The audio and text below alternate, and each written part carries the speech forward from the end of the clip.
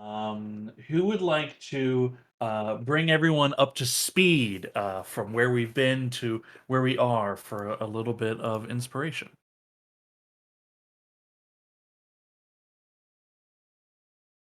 I'll take another one.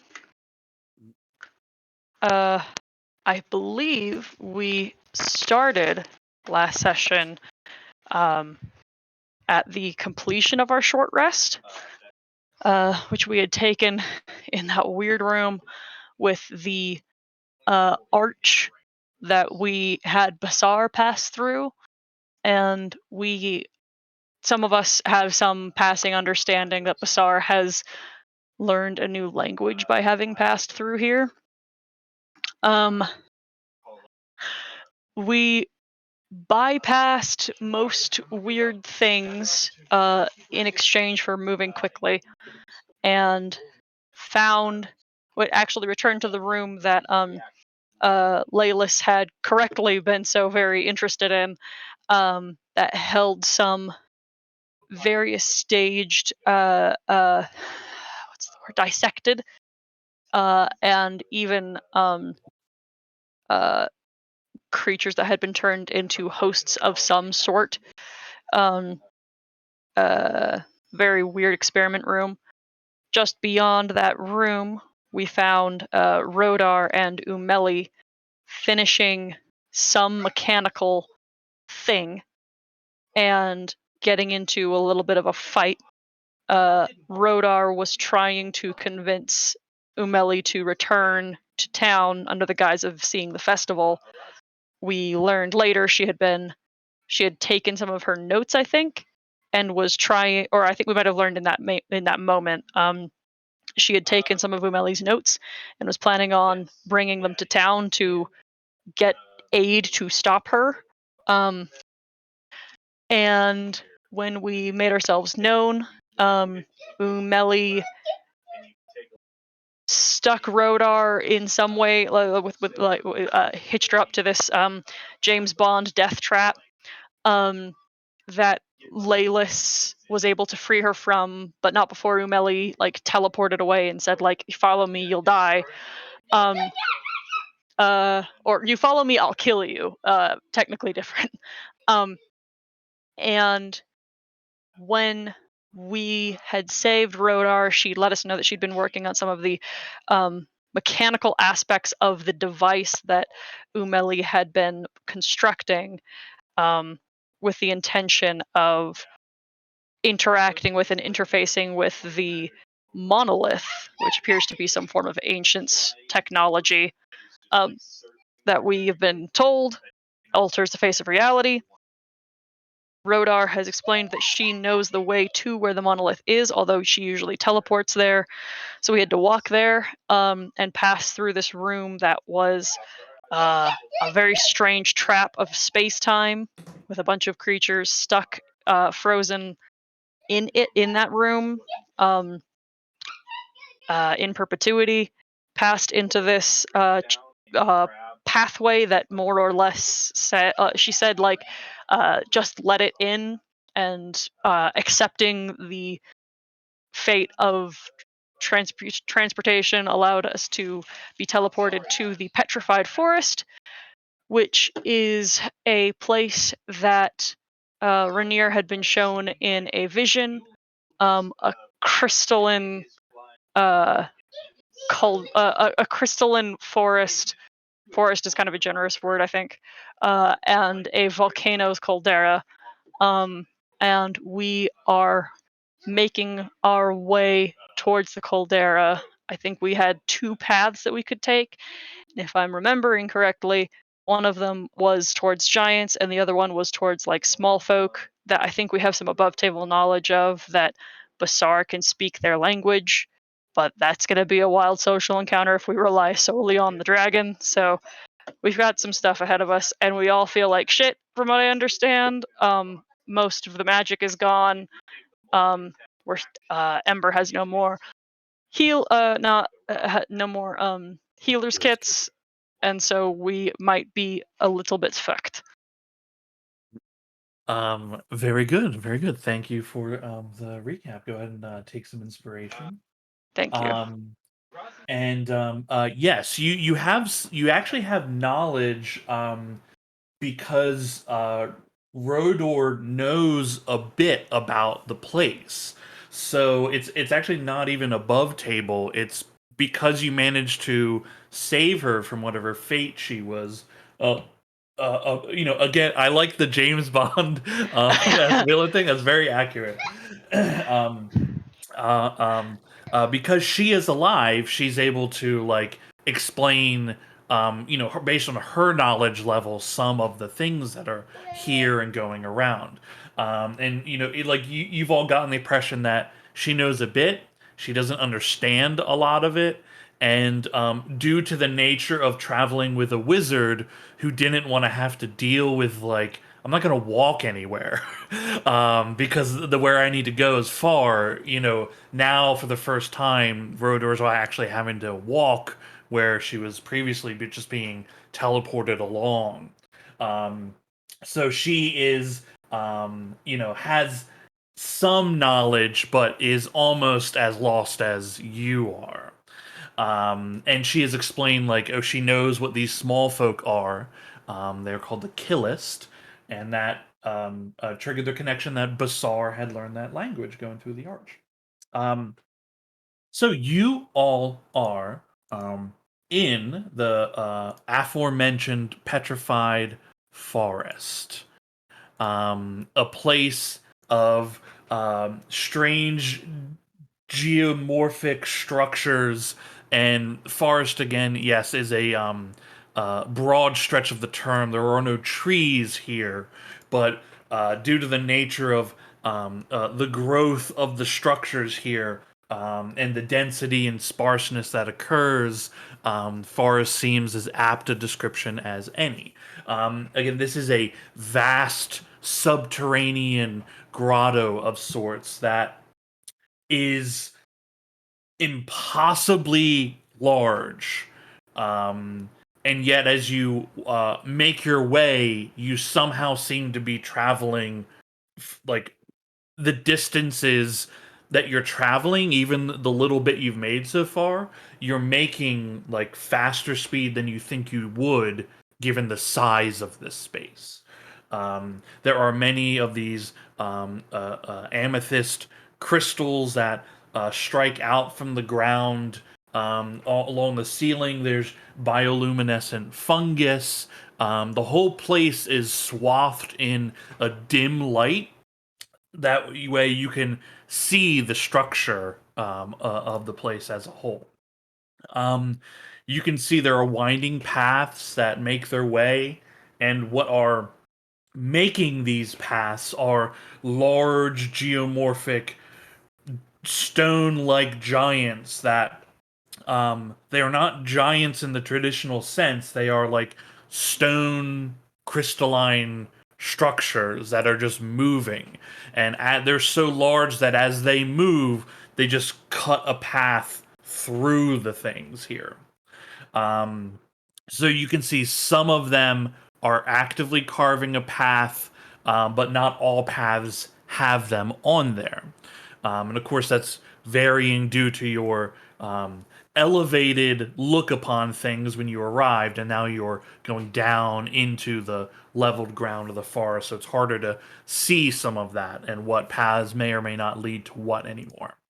Um, there is a large centerpiece. The caldera, the mountainous caldera, is the best description for it. From it illuminates a amber light that stretches out up into the ceiling above, and you can not only hear but you can feel a pulsing noise that reverberates through this space at a constant repetition.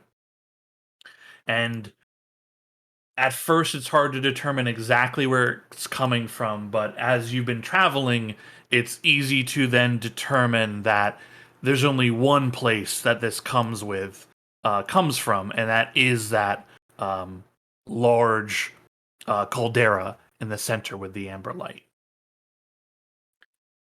Ahead of you, you see ahead of you, you see structure, not the randomness and chaos that nature can bring and that this place brings. There are crude huts of what look like piled white cubes and shattered geomorphic stones slumped together. Um, Again, igloo esque to a degree, but they stand out because they are the only things that are like white in this space. Um, you can be as far away from this as you want to be. So let's say you're several hundred feet away, but you can see like these structures just stand out like a sore thumb. Um, at this distance, it's hard to see what is moving about, but you can definitely see there are creatures here. The aforementioned Killis that Rodor has recognized the structures to be. Um, I don't see anything. It's all black on my screen. Can anybody see anything? Yep. Yes. Okay, so it's just me. Got it. Yeah, here. Let me. Can you see now? I see the icons, but everything else behind it is all black. Interesting.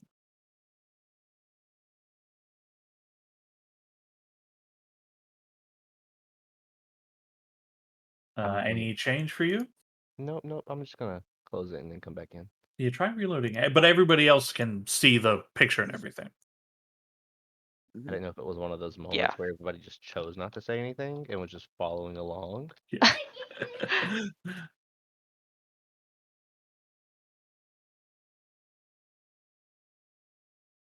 So, what would you all like to do? Aha. You say we can kind of see the Killist from where we are, right? Yeah, you definitely see the structures for it. There's again several of these crude huts, and from the distance that you are, again, we're just saying an arbitrarily several hundred feet. That way, it gives you all have the choice to interact or not. Right? I'm not forcing you on it. So you're far enough away, like they're not aware of your presence. You can see, like it's a distance where because of the dim light and everything, you can see that there's things there for certain. And Rodor identifies the structures and knows that that's where the Killis live. They live in these things. But if you want to make out further detail, you're gonna have to get closer.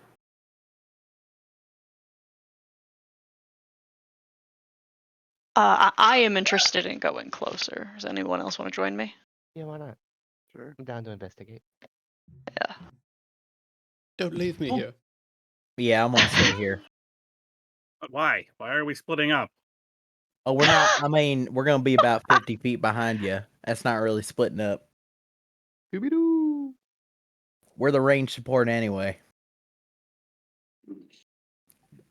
Glances meaningfully at the crossbow in Rainer's hands. This thing is good from this distance. Cool. How close do you want to approach? Do you want to like? Are you trying to like do stealth? Or are you trying to? Because right now you're on a path Mhm. that will like lead just right to them. There's no obstruction really. Or there's like again, like think of this like a forest, right? There is cover to be had anywhere you want. You just step off of the path. I know we're sort of vulnerable right now, but I don't necessarily feel compelled to offer any form of subterfuge or obfuscation. I feel like approaching in earnest might actually be our best option. We'd probably fuck up trying to sneak anyway. Yeah. We're in Okay, chat. but how we're going? Like, what's our negotiating strategy here? What are we? We need a There's spokesperson. apparently 50 feet back. I also sound like a fucking walking Yeah. toolbox, so my chance of sneaking up anywhere is really not good. Yeah, that's So true. I'm just gonna go. I'm just gonna go right Okay, you now. just get on. You got this. Follow her. Make sure. Yeah, we'll be ready. You see Rodor follows behind you, those that are heading forward. Laylis, you know that all of you share the knowledge. Basar is the only one that speaks their language, right? Yes. So are you going with them or are you holding back? I will go with them because Okay. this is gonna be like a three-way translator. Somebody needs to be the spokesperson. I have Yeah, to translate yeah. for This him, is gonna, and he has to this is repeat gonna be a correctly. strange a bit of telephone. Cal, we are gonna have to follow him. Is the thing. Like we can't go back at this point. The only way out is forward.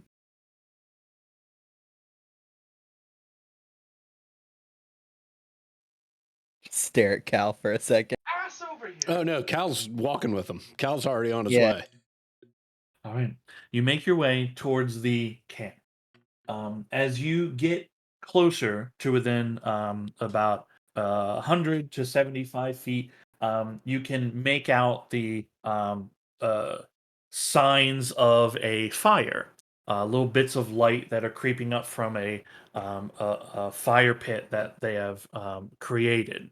From that light, and you can see about more than a dozen of these greasy looking corrupt humanoids that are squabbling around this large flame, and whatever is on the spit on top of the flame, it looks suspiciously like the things that are squabbling around it. Let me bring up a picture of them for you to remind you. spit, man. You'd How is seen one of them up above, or one or two of them above, but they are like gnome sized, and just Oh, it's each the one ugly those. mutated in a new horrifying way. It's those ugly things we saw that was stopped by time. Got it. You see a couple of them, like two of them begin to scrap with each other.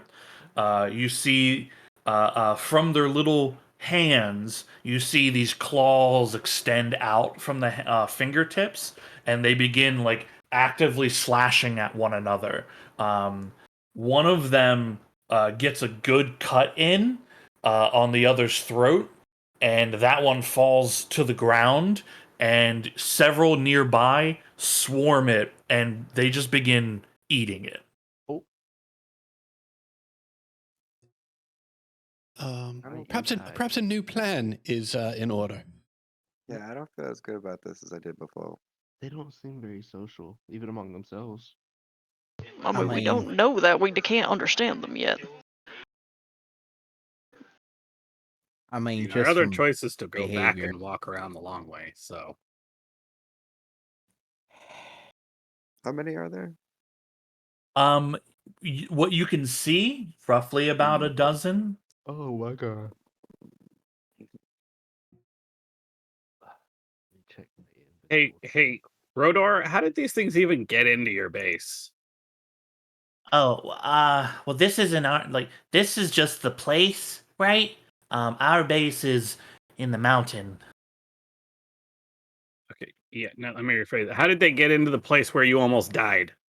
Oh, I don't know. Got it. Okay, well, I think Great security.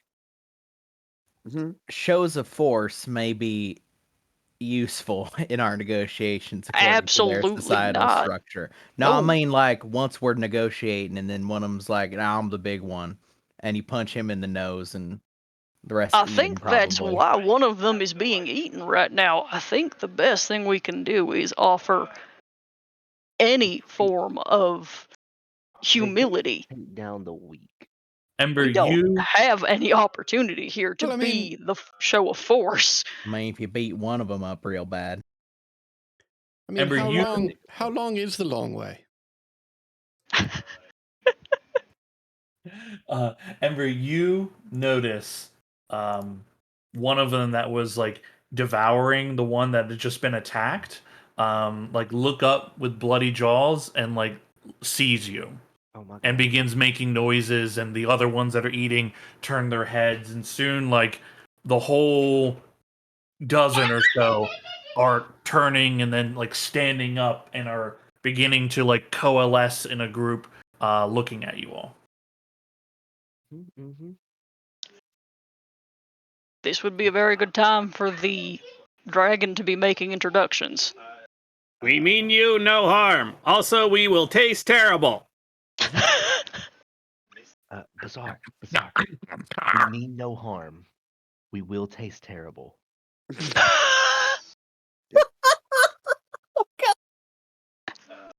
I will tell them, Father. Ah, You see Bassar struts forward about 10 feet in front of all of you. His two heads standing tall and proud, and he begins to make these like guttural noises that sound like the closest thing would be like a combination of orcish and goblin. It sounds like would hurt the throat to try to replicate these noises. sounds like it. You know. You see the group of them all like begin to like looking at one another. There's a rise of noise, a little bit of a cacophony from all of them. You could swear it's almost laughter. One of them steps forward, slightly bigger than the rest by about a head. Steps forward from the group. Again, the distances right now probably about like 40 feet. So like Bassar is kind of shouting a bit, and then it shouts back a bit. Now Bassar only speaks Draconic, right? He can speak Killis from the Arch, but he can only natively speak Draconic. So he's translating from the Killis to Draconic, and then anyone who speaks Draconic will have to translate into Common. Okay, so Yep. this is our I'm telephone. so fucking thrilled. This is our telephone chain. He the one that steps forward, and as Bassar is restating this, um uh his name is Nash.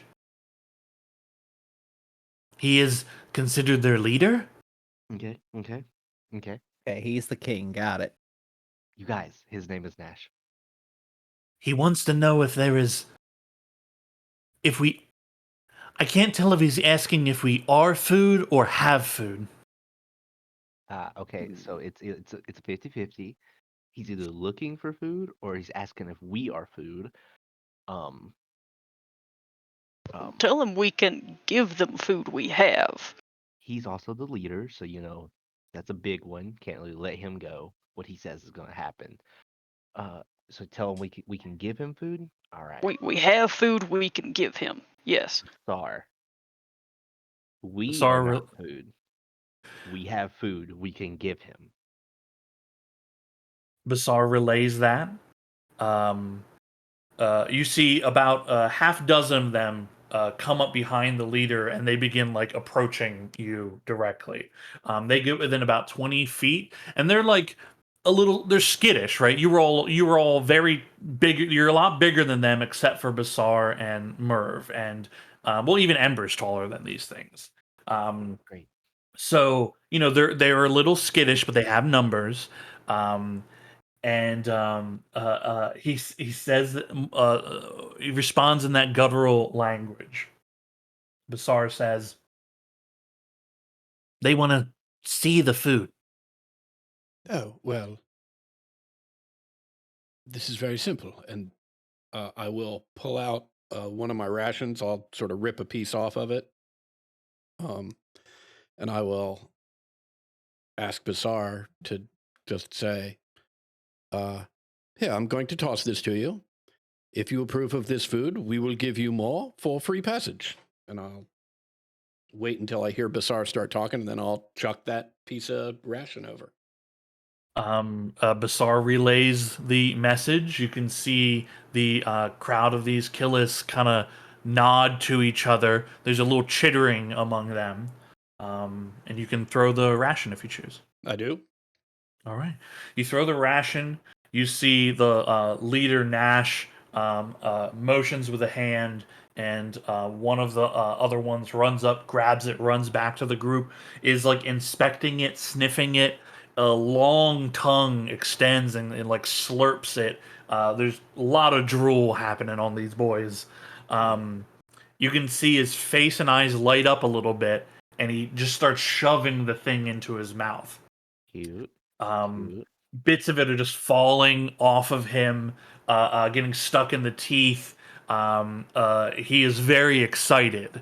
You can clearly tell that. There's a lot of chittering noises from the others in the group, and the one in charge begins shouting something at Basar. Basar, one of the heads is looking at them, and the other head turns around and is looking at you, Laylis, and says, "Father, they want all our food. They Oh. say all our food, or they swarm." Okay, you guys. We go hungry, and we can make it through, or they attack us. We have to give them everything. I mean, I've got lots of rations. Yeah, I'm actually not too attached to. Yeah, that's fine. Okay, I have 2. I can help you. We How need the to get hell do you only have sorted. 2? Yeah, I don't. What do they You're even feeding eat? too much for your lizard. I was feeding 2 people. Yeah, I mean, I understand that, but we need to get you sorted on that. I got Oh, nearly 17. 2 weeks. Yeah. I mean, granted, I can put them all in a bag, but Yes, well, I let's. mean, if yours are in your big inside bag, maybe we just they don't.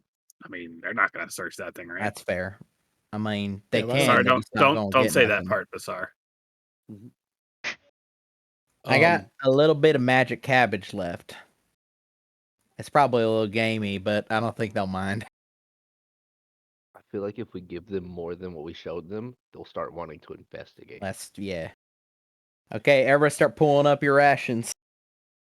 Except for me, I guess. Okay, I'll give you. I'll hand over my 2 to. Actually, you know what? I'll make it convincing. I'll produce like 3. Couple. Yeah. Yeah, like 3. 3 rat. Because I'm Lil, right? So they'll think like, Yeah. right. Lil got Lil. Right? I'll give over all my rations too. Yeah, I have. Cal has 16 rations that he will be handing over. Oh. I Okay. have 17. I will Yeah, hand no. them 7. Huh. Nah, I'll give them all 17. Fuck it. Maybe. Thank God. Yeah, make a nice little pile for him. Yeah, we need to get you sorted next time. I know you're trying to eat berries and squirrels and shit, but Okay, fair enough. Got it. Okay. Mark off on your respective inventories what you've given. mark off 3. You make a pile of rations, and the eyes on this group go wide, and you can see the others that were by the fire have like they're just approaching now, seeing like what is going on, overhearing what is being discussed, and once the last ration is set, you see the whole dozen just run towards this pile, and some are scooping several handfuls and running. There's a bit of a fight breaks out. One of these things is killed over this food. Yes.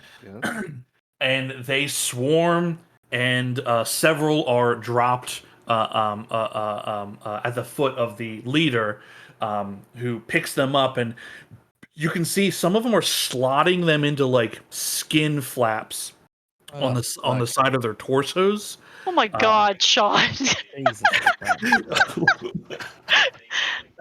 They're really gross. Not this again. Look, they're Skin really pocket. Yep. Yeah. They're like lifting up a boob and just sliding it under. They scoop up all the food, and then a couple of them drag their dead comrade, and then bring them over to the fire along with the other one that recently died. The leader, Nash, speaks out to Basar. Basar translates back. Okay. Okay. Father, he says that they didn't expect such a large bounty. You are welcome to pass, but also welcome to stay. E- I mean, that seems like a good sort. I'm not staying. I Uh, don't say that out loud. I'm just like, I mean, would you think it'd sweeten it if I like gave him one more like I give him some royal raiments? It's just cold weather clothing, but like, look at him. I mean, yeah, They'd he's probably fit he's him too. really you know, nice. We yeah. I mean, probably he should be seems. looking for somewhere. I mean, while these folks may not be entirely safe, we have bought quite a bit of mercy. I mean, but we're on a timer, so we gotta like hoof. Do you think you're good enough to take Umeli right now? I mean, I don't think I'm gonna get any better after an hour rest. Yeah. Yeah, we don't really Um, have a time to rest. yeah, look, I'll be honest with you.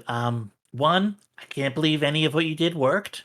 These creatures are horrible in every way. Um, but if they are offering like a place of safety, that there is no place safe here except base camp. So, I mean, And I'd how take it. far on is base camp from here? Um, I mean, walk maybe another 10 hours. Okay, Lord. so Love it. I mean, do we try to? I don't know. Anybody need to take an hour and rest up, or I think we might be needing to do more than an hour. I mean, but do we have enough time to do more than an hour? I think if we have 10 hours of walking, 18 hours is going to do us better.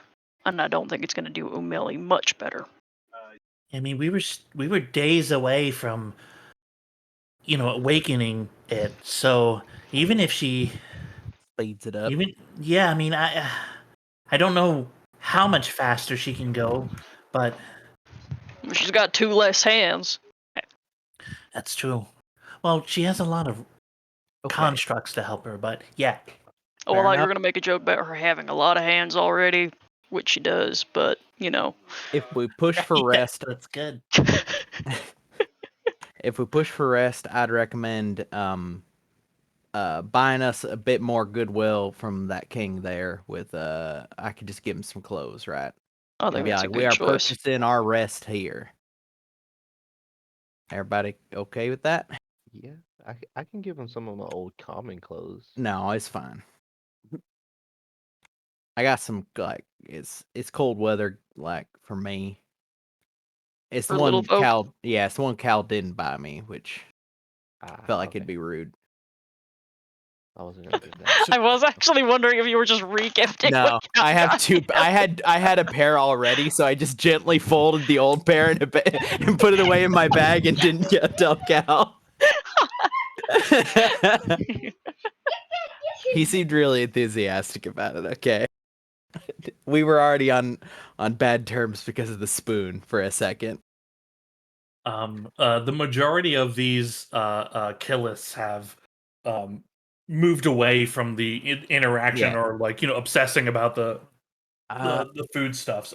The leader is still watching you all, along with like 3 others that are seem to be like his bodyguards, or at least are backing him up. Yeah, I will tell Laylis. Can you tell Basar? We would like to purchase a safe time of rest. In exchange, we will give you what are we gonna call them? Royal raiments befitting a king. Okay. Basar, need you to say we would like to request. What was the word again? A night of rest or a place of safe rest. Let's Okay. go with that. Basar, we need to request a place of safe rest, and in exchange, we will give him royal raiments. clothes befitting a king. You see Basar begins to utter that strange language, and the leader responds back, and Basar says, "Yes, Father, they have a place. He says, come." Okay. You Yeah, guys, I you ready? mean, I mean, we're all in agreement that this is insane, correct? oh, Yep. for sure, and it could just as easily be a trap, to be honest. But like, I don't know. I highly believe we need 2 people watching. Sleep Oh, rotation. I mean, yeah, Yeah, rest schedule seems important, but also the rest seems important since all looking a little rough. We all just play it safe, and we follow Mr. Nash. Yep. Okay. All right. He waves you to follow. Um, Entering into their camp proper, you see there's about 4 of these huts. Again, made for people Merv size, if not a little bit smaller. One of them, it looks better made. You can guess that's probably for Nash. Um, and again, you can smell the scent of burning flesh as they are still planning on eating the roast that they have. Um, uh, and these creatures, like as you all begin to enter into camp, like as they're eating their rations or flesh of their fellows, they like these nasty, beady eyes just watch you as you walk. Um, he leads you into a place near one of these huts. Shouts something, and you see 2 of the Killis like scatter out from the hut. Um, and he gestures towards it and like the area around it. And Basar says, "This place, they say, can be ours." And um,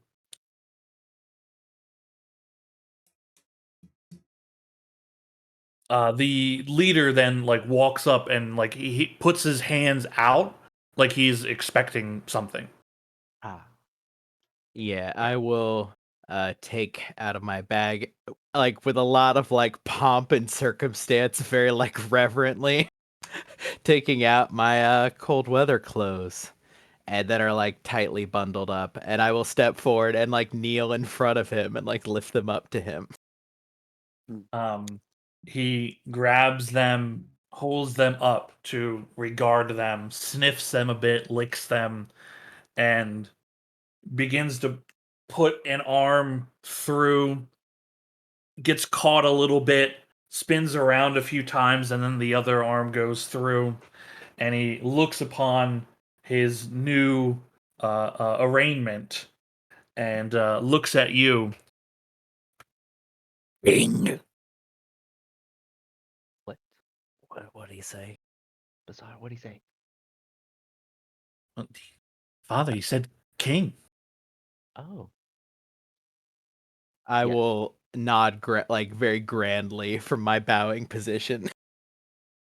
I'm gonna start like clapping, like yes, and nodding in appreciation, smiling. Um, he then leads. He leaves, and is a lot of the others nearby begin standing up and circling and like inspecting the clothing that he is wearing. He's kind of like, he's showing off. He's showing Yeah, off. he's peacocking. He's got He's that looking drip. fresh. He's dripping. It's definitely the used like traveling clothing too. Like it looks equivalent to like what Merv has on, so like plausible, but just slightly warmer with a nice little like buckskin like thing. Lovely. You all have a place of. It's as safe as you believe it is. Yeah, But these things, like, they are, you are always being looked at. it's just a hut, right? It's a very small hut. It's about the size of your like it's roughly about the size of your tent at the end of the day. Yeah, but the hut it's not up against anything on the back, right? It's just open. No, it's think of it like almost like an igloo. Yeah. Like that, like a dome. And you can It's see made now of that rock, though. yeah, made of rock, and you can see that it is the broken rocks around here, and they are not white inherently, like they have been coated in something that is white. Yeah. There's some kind of like powder that colors them. Before we're settling in, I'll say, I could set up an alarm of sorts. Where should I put it at, you reckon? Behind us? In front of us? Door? Doors. You think everybody can fit in there? Nope. We kind of look right at Cal, like No. between the two of us. No, I meant like if we're in the big spot and you alarm the door area that anyone would have to come through, am I Right. not? Yeah, that seems fine to me. Give me a second to work on that. I'll get my my little bell and piece of wire and slowly like string it across. Okay, cool. Doing ritual cast of alarm. Cool, very good. I have to stipulate it is not it's gonna be a mental alarm. Not Not audible, so an audible, only yeah. you will hear it. Yep. I don't want to freak the shit out of all these people. All these things, sure. As you all are getting set up to have your rest, and you can set your watches as how you like, is there anything anybody would like to do before or during the long rest?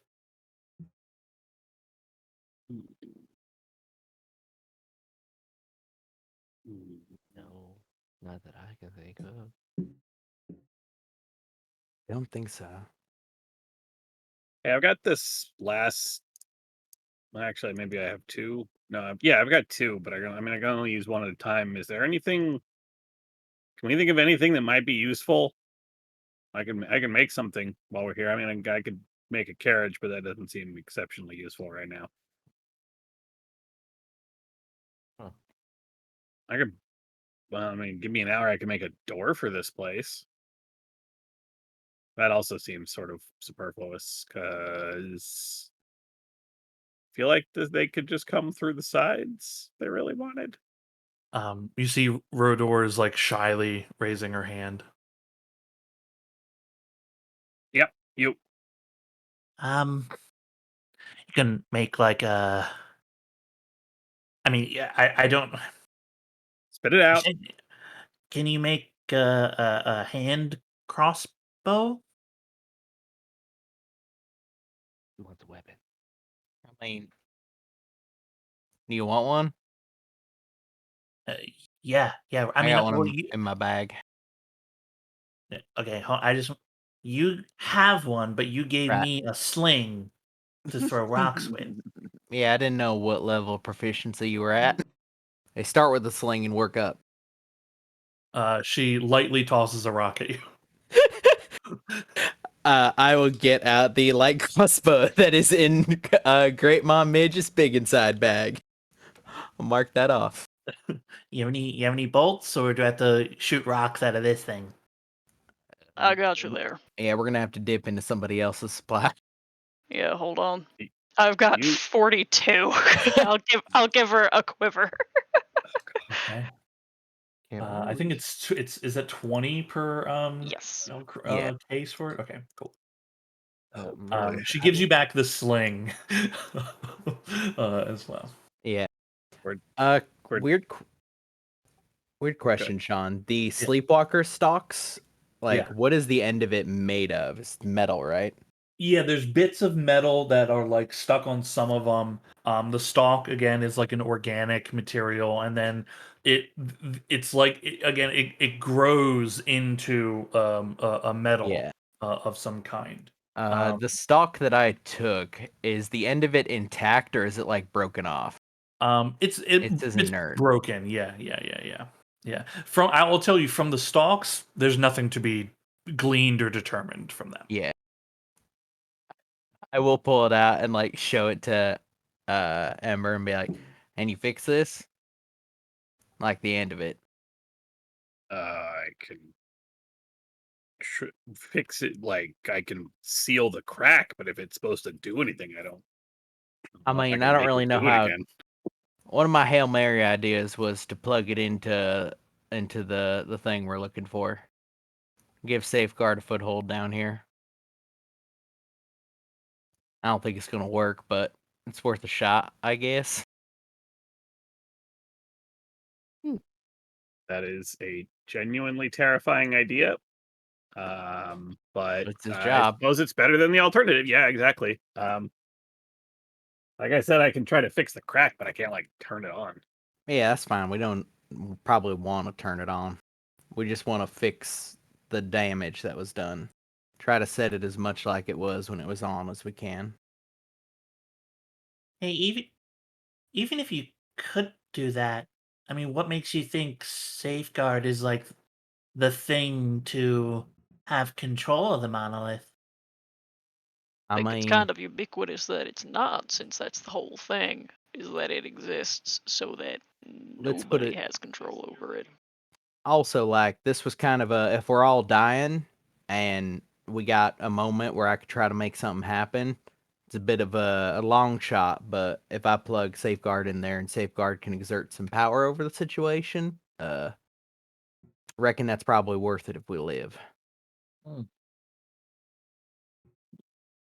a good idea. I wish I thought of it. I mean, like I said, I don't know. I like to hold the thing. I don't know if this can even do anything. I suppose it depends on what's giving it. Like he's like holding up and looking at the bottom of like power. Maybe strong power from the heads of the things. But if what we're plugging it into is giving it power, maybe it'll turn back on. I think it's a bit of Gentic technology, so I don't really understand it. Hey, Rodar, do you use armor at all? Can you wear? And she will like slap her own hip. Like, you wear a chain? You use. No, nothing that weighs me down. I like to move. How about just a shirt of chain? Like just the thing where you like grab your lapels and just the top? No, medium? No. No, I can't. Look, I like to. If we're talking about getting in a scrap, right? Which, Trying to keep you is alive. Yeah. right. I appreciate that. I don't want to be weighed down. I need to be quick on my feet. I mean, honestly, my my best skill set is just not being seen. I feel it. Speaking of keeping ourselves alive, would we like to spend a little time setting up watch so that we're not ended by these chuds? Yeah, that'd be good. Yeah, no, that was definitely gonna happen. Before everybody goes to sleep, Merv, can I restock my arrows out of the group loot? Yeah. He just opens up the bag. Just think about it. Reach in, grab them. Cool. I need about like 18 more arrows. Got it.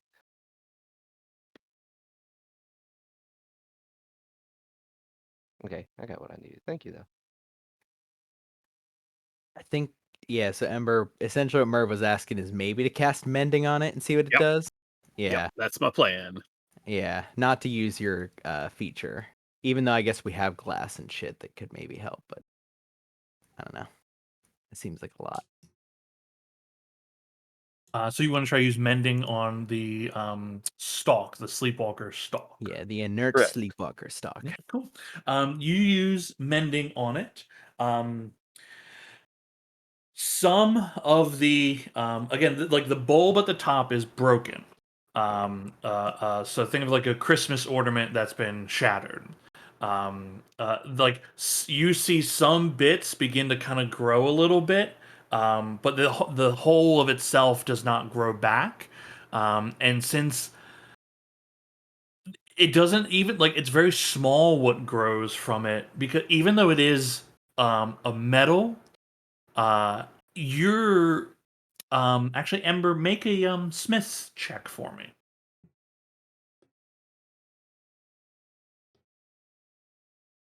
And you can use wisdom for this. Should be nope, it's gonna be an inventory. Smith tool, roll this. I'm on the wrong tab. Use Smith's tools. Wisdom, roll. Okay. As you know how your magic works, and you know a lot about metals. This is this thing you're holding is still almost all organic. Like the metal itself has so much organic material in it that is growing it that like your magic this spell simply can't affect it, not in the way that you would want it to. Okay, that's very, very weird. I can't. Hold on, let me try something else. And I will. I will cure wounds. Huh. Not for much. Very interesting. You cure wounds this. You see a lot of the stalk material kind of get sturdy in your hands. You see a bit more of the metallic bulb grow a little bit. But you get the feeling that like without this thing like grew from a creature, right? So there's a limit to This is what can something be that's been- done. yeah. Yeah. Yeah, this is you basically just like handed me an arm and are like fix this arm, but without the thing that the arm grew from. This is a really bad analogy, but that's what I got for you. Here you go. I'll toss Oh. it. Do you think it like remembers what it was when it was connected to something? No. I mean, I don't think so because I doubt there's a brain in there. You know, Don't worry, I still got an idea. I mean, not right now, because they might be have to on the spot, but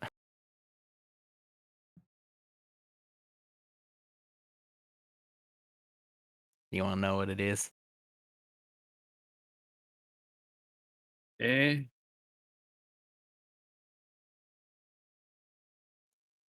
I can tell you're not enthusiastic about it, so I'll just keep to myself. Yeah, sorry. Those things are weird and kind of creepy, and when Yeah, they you are. almost had one growing out of your head, it's a little weird. So Yeah, probably that's the weirder vibe, for Cal probably. because Cal had one growing out of your head. What was that like, Cal? Growing out of your Keep head? that fucking thing away from me. Okay. Right. I mean, I'll put it back in the bag for now. You see as you're making your campsite and getting ready, you see Nash actually walks up to you all. He has two other Killis, flanking him on either side. He walks up and um, uh, offers you. It's like a hollowed out kind of stone. It looks like it's a stone that's broken in a way that it like can hold something. Um, and there is a liquid inside, and he hands it to you, Mur. Basar, what is this? Basar speaks the language of the Laylis. Killis. Sorry, yeah, to Laylis, and then Yeah. yeah. We're gonna assume the telephone happens, right? At this point, Merv is like speaking at Basar and just expecting Laylis to like middleman. Basar asks, and Gash responds, and Basar responds back and says, "It's it's a fluid of nutrients."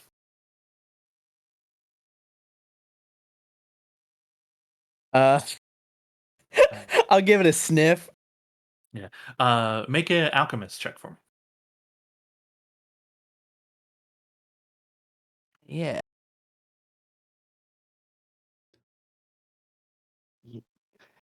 I don't even know. I don't even know.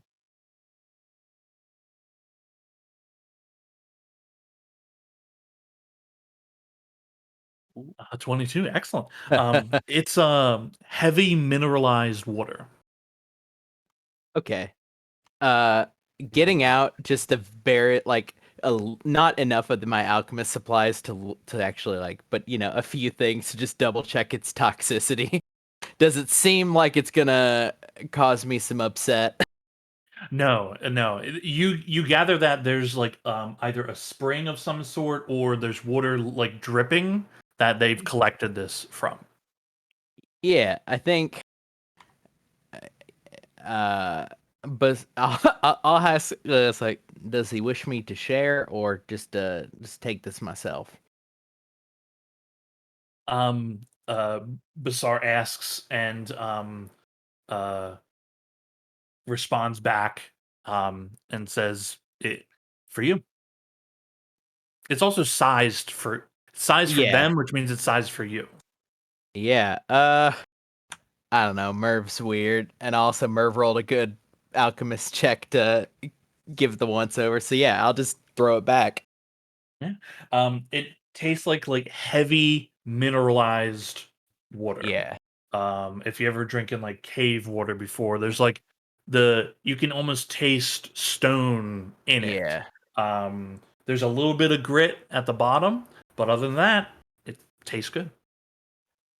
Yeah, I like throw back the whole thing, chug, and then like loudly like smack my mouth and hand the like kneel again and go to hand the bowl back to him. He takes the bowl, hands it to one of his subordinates, and begins asking. He's picked up on Basar translates, right? So he's now speaking to you all, and he's asking, "What are you here for?" Ooh. Somebody in charge, please answer. I mean, Oh, we are looking for this one, and I will minor illusion a 5 foot tall version of Umeli. You see the three of them take a step back, and their claws instantly come out, and Nash rushes up and slashes at her. A few times before he's confused as to why he's not killing her. I clap my hands and dismiss the illusion, and through Basar just say, uh, "You want her dead too." You can see that the claws are like half in, half out, as they are like looking around suspiciously in the area. She killed many of us. Oh, he wants to cut her throat. Got it. You look like her, but not her. Oh, Tell him that we Yeah, want her we're- dead. yeah, we're here to we're here to kill her. we want her head. You see the claws retract in. She go there, and points towards the large caldera. Oh. Did he say he want to go too? That's- I think you said that she went there. Oh, okay. Yes, well, we will head that way in the morning. Would you like to assist us in killing her? Dangerous, very dangerous. Right. But it may be the best opportunity you get. She's probably gonna die. Well, we just want to show our respect to you, our host. If you wanted to be involved, we are inviting you. If you are not interested and are comfortable with us taking care of it, well, we will certainly do so.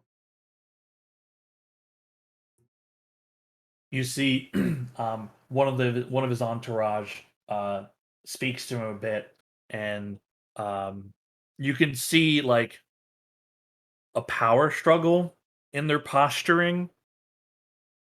Nash pushes him away, and then responds back, "I know way. We will take you morning." Oh, okay. Wonderful. Ask. Cal will bow a little bit and just say thank you. Do you Um, intend to help us or simply to show us the way? Show way. See what happened.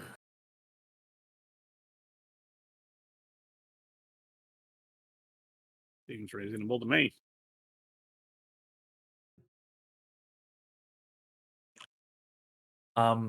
you see him look at the one that kind of challenged him a little bit, and you hear again him say a word again that is, you swear he's speaking in common, as he looks at him and goes, "King."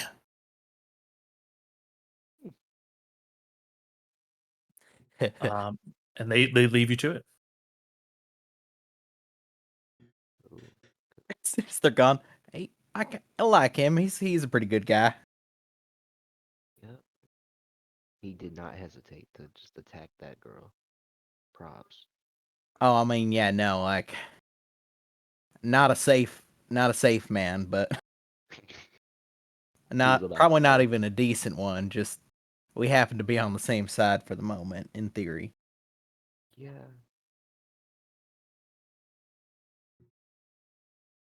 He might be. He's gonna get scared tomorrow. I mean, he might also be like intending to betray us or to see like if we go down. I know he's hedging his bets, which is reasonable, I guess. I got at least one more trick to maybe sweeten the pot on that, but we'll see. Ah, got it. Okay, well, who wants to go to sleep first? I mean, I'll take first watch. If somebody wants to join me. Yeah, why not? Oh. I'm out. All right, you all begin to settle into your watches. Is there any business during the long rest before the morning will come?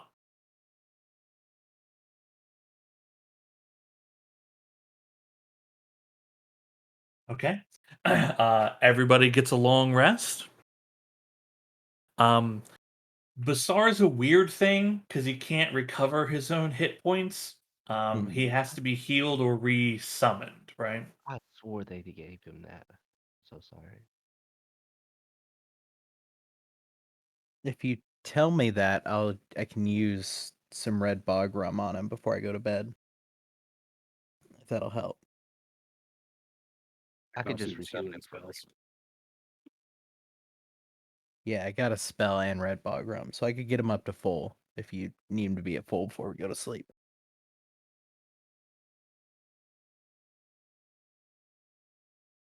Oh. Oh, Yeah, it's fine. yeah, Is no. that Laylis? Is that what you want to do for Basar to make sure he's healed, or you want to re-summon him for your free daily in the morning? I'll do the resummon. Okay, It's cool. Okay, fresh then coat of paint. you can go ahead and reset his HP, and then mark whatever element you want. He's currently lightning. You can change it, as you see fit. Wait, this is Cool. a dumb question. But hit dice are the ones that recover our health when we long rest, right? Correct. He gets 4. No, hit dice for short rest. Oh, You he gets get 4. half your hit dice rounded up back Mhm. when you take a long rest. Yep. Oh, okay, because it was just like he gets like hit points 5 plus. Oh, okay, I read that wrong. Never mind. Continue on. Yeah, he like the way it's structured for him is he doesn't like he can't be healed except by magic, potions, or resummoning. Is the Eh, thing. Okay, that's fine. I'll just resummon him in the morning. Yeah, cool. Yeah. um, excellent. Okay, cool. Morning. Clerical question Mhm. from my character sheet. Mhm. Is my max hit point still reduced? No, your max hit points recover. Excellent. Good to know. Thank you very much. Thank Yeah, God. Yeah. good on you for remembering and checking. Yeah, as one of the healers, I'm biting my nails like, oh shit. I'll be fine. I'll be fine. We'll survive because I am not living at the pace that a fucking cow lives at.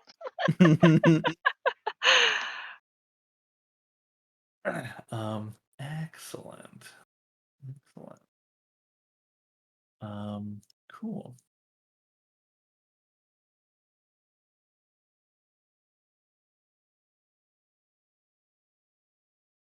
Oh. Yeah. Look up.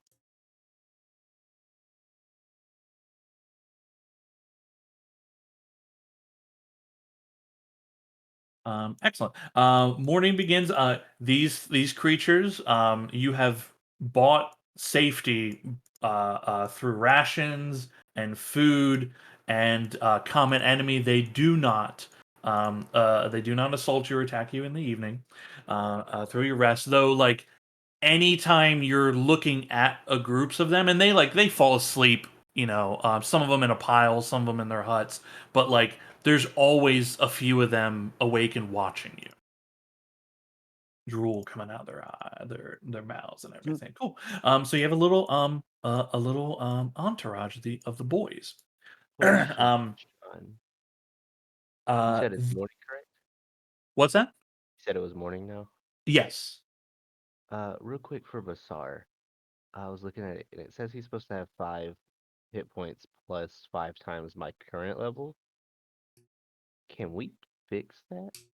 Is that like a number I can just openly change, or does that have to be done on your side? No, you own his sheet, so you can adjust his sheet as needed for it. Oh, okay. Because he should be at 25 then. Okay. I just want to make sure. Yeah, 5 times. Yeah, it should be 25. Yeah. Okay, and then I'll just resummon him for the day. And then I'm back to being quiet. Okay. Morning comes, and the Killis, several of the Killis, including Nash, gather around. Um, uh, Not all of them. You see a lot of the clan remains where they are. But these ones, him in his new winter clothing, they don't have weapons, but you've seen their claws in action a little bit. They look very very nasty. Um, Through the telephone, he explains that they can guide you through to the caldera, but the way is filled with danger.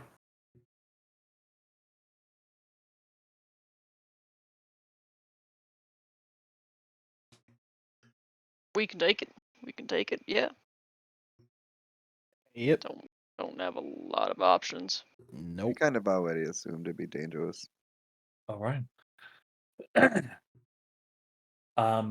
You begin to make your way deeper into the petrified forest. Um, Again, feeling that pulsating rhythm coming from the caldera. Every step you take, you can feel it slightly stronger, reverberating through the bones of your body.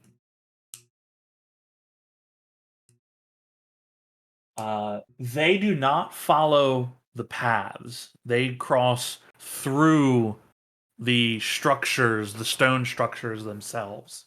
And it is very much, again, like walking through a forest. Um, About an hour passes as you make your way. Can I get perception checks from everyone?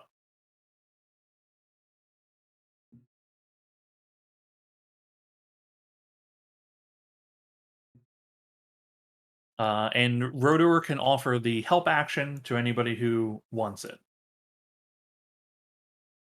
Don't forget you can sniff, Laylis. Laylis, you can get good sniffs as You well. can do a sniff. Oh wait, yes, sniffs. If he sniffs, it gives you advantage. Ah, yes. Okay, can I re-roll that? You just roll again. Got it. Sniffles. Oh, we're doing good. Yes. Okay. Okay, cool. You make your way through portions of the rocks here, and right now, like in the morning, it was kind of like shrub sized, and then an hour in, now they're starting to get like trees that are about 10 to 15 foot tall. These stonework structures. Um, as you make your way through, um, all of you begin to feel like threads of silk run across your face, like you've walked through a spider web. Ah! I will light a torch and start waving it in front of me. In the torchlight illumination, you can see connected, wrapped around through almost all the rock structures you see around you, and easily 100 feet in any direction.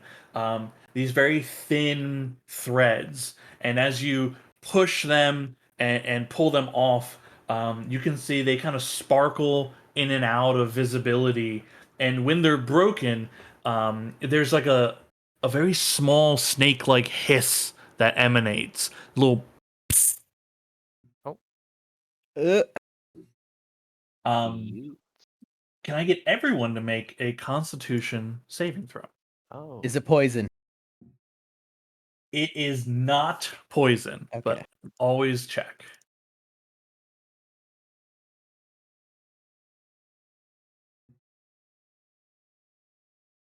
Yep.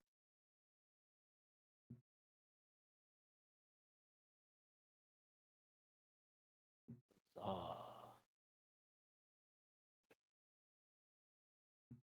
Okay.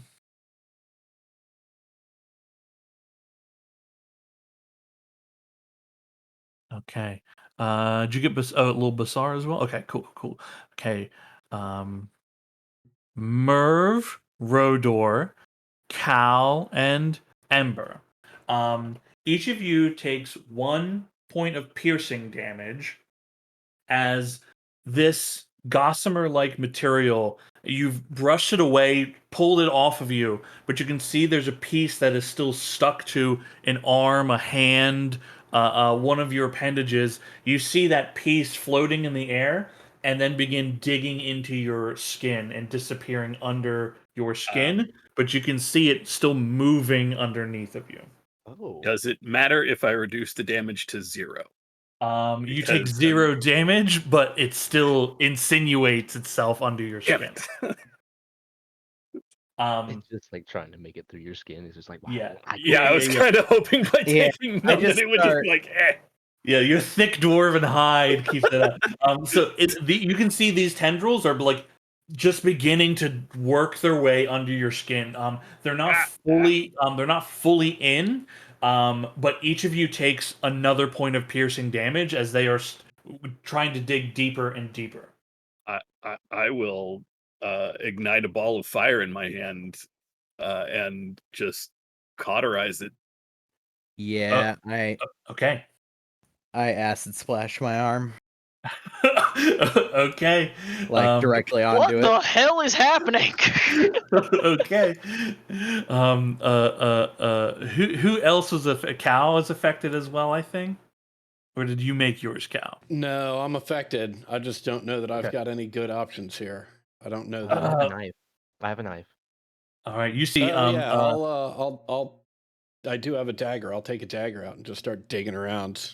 That's how much damage I deal to myself Okay. as I uncork a bottle and pour it onto the thing on my arm. Okay, Merv, you successfully stop the effect. Ember, you will have to. You're gonna have to burn yourself to Yeah, get this. I am fire resistant, so I will. Oh, I have to roll It is attack. handy, huh? There's my first decent roll. So I will take a point of fire Okay, damage. yeah, that does it. Cal, although you'll if you like, you can roll just the damage on the dagger, Okay. because you're like willingly, doing this. Right. Okay. You see, Join me. you see, I think you had handed Rodor a dagger as well earlier. I did, yeah. You see, she sees each of you, like she follows in suit. You all seem to have a grasp of what's happening. Okay. Each of you, in your own way, manages to cauterize, acidify, and then like cut and then rip whatever these tendrils are off of you. You see the pieces that were under the skin stop moving, and then you see like your skin, like it just flattens wherever it was. It's as if it wasn't even there to begin with. Huh. Well, good news is I can still move my hand. Love it. There's just a love it. giant acid splotch in the middle of his forearm. You see two of the Killis have also used their claws to pull and cut themselves as well. Okay, I'm really another surprised. place where everything wants to just I'm so take surprised that over. happened. This is great. This I is mean, do wonderful. we want to stand back and I'll just fucking bomb this whole area with acid? I guess you could light it on fire easier. I guess. Yeah, your torch was highly effective. Yeah, let's all go a little ways back and Yeah, maybe you throw some fire at it. Okay, I mean, it's not. I can't really see it until it pops. Is the thing, but I can Yeah, keep waving the torch around. They can't really hurt me very much, and I can. I'm at least resistant to. I don't burn so well, but they burn real well. Cal's also going to light a torch and just constantly wave it around in front of him as he's walking at this point. Okay, very good. Sean, quick question. Yeah. If I resummon Basar as a fire one, right? Mm-hmm. He can't make fire. Like he can't like shoot out a fireball. Not like- yet. But like, can he make little poofs while he's walking? No, you will need to solve the problem. Okay. Okay. What if I stand between these two? They each have a torch. I will do that. Yeah, I mean, you can all you can light up a bunch of torches. You can follow these two, right? It's however you all choose to solve this. Put a torch in my mage hand and just wave it 30 feet in front of me as I just hunker down underneath all my clothes.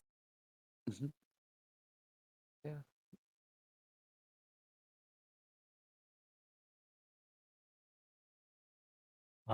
Okay.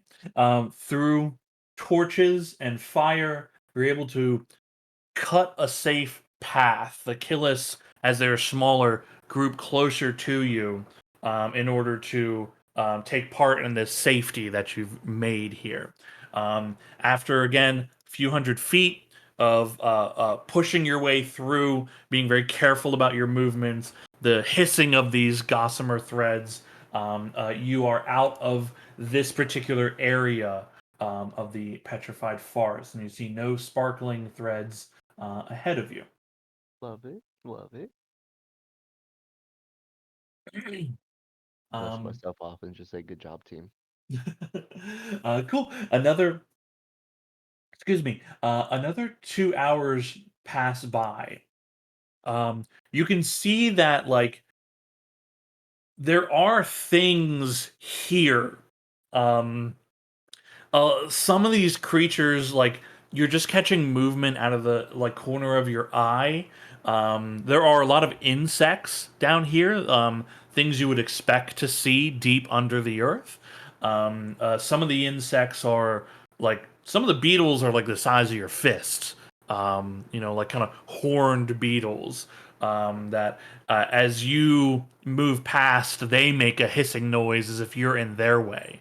Um, some of the animals you see here, like there are some snakes about, some lizard-like looking creatures, relatively small though, nothing bigger than like a fox or so. So they, when your group passes through, especially with light and all that, they kind of scatter a bit. But you do see there is life down here.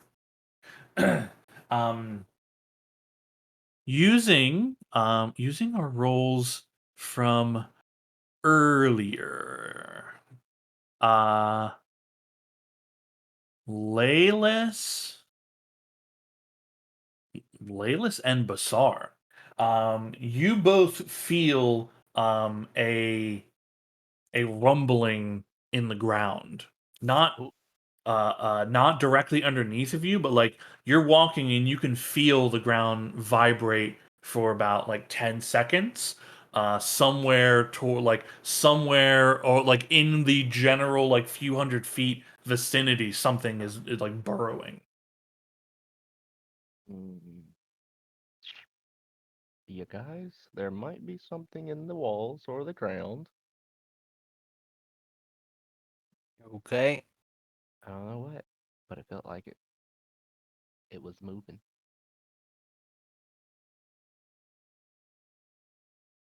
Sar felt it too.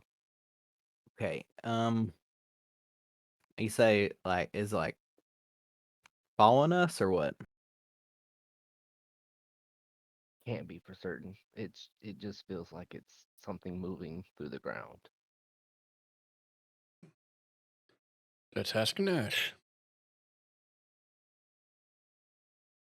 Oh yeah, Bizarre. Can you ask Nash if he knows if there's anything that like digs in the ground, in the walls? Basar speaks in Killis. You see the Killis ahead stop, and Nash looks and then like looks around the area. A couple of the he speaks Killis. A couple of the Killis nearby kind of like spread out a little bit, and you can see they're putting their ear down to the ground, trying to like listen. He says, they're called. Ah, he speaks back to Basar, and then Basar translates, and says, "There are keys nearby. Walk softly."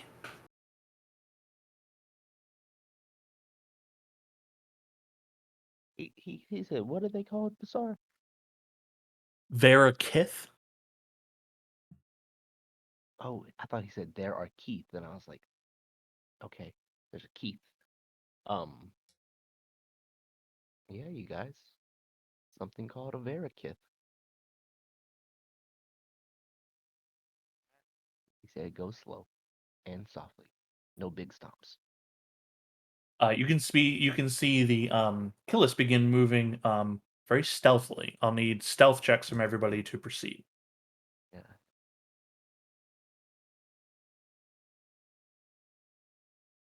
I'm gonna spend an inspiration for that.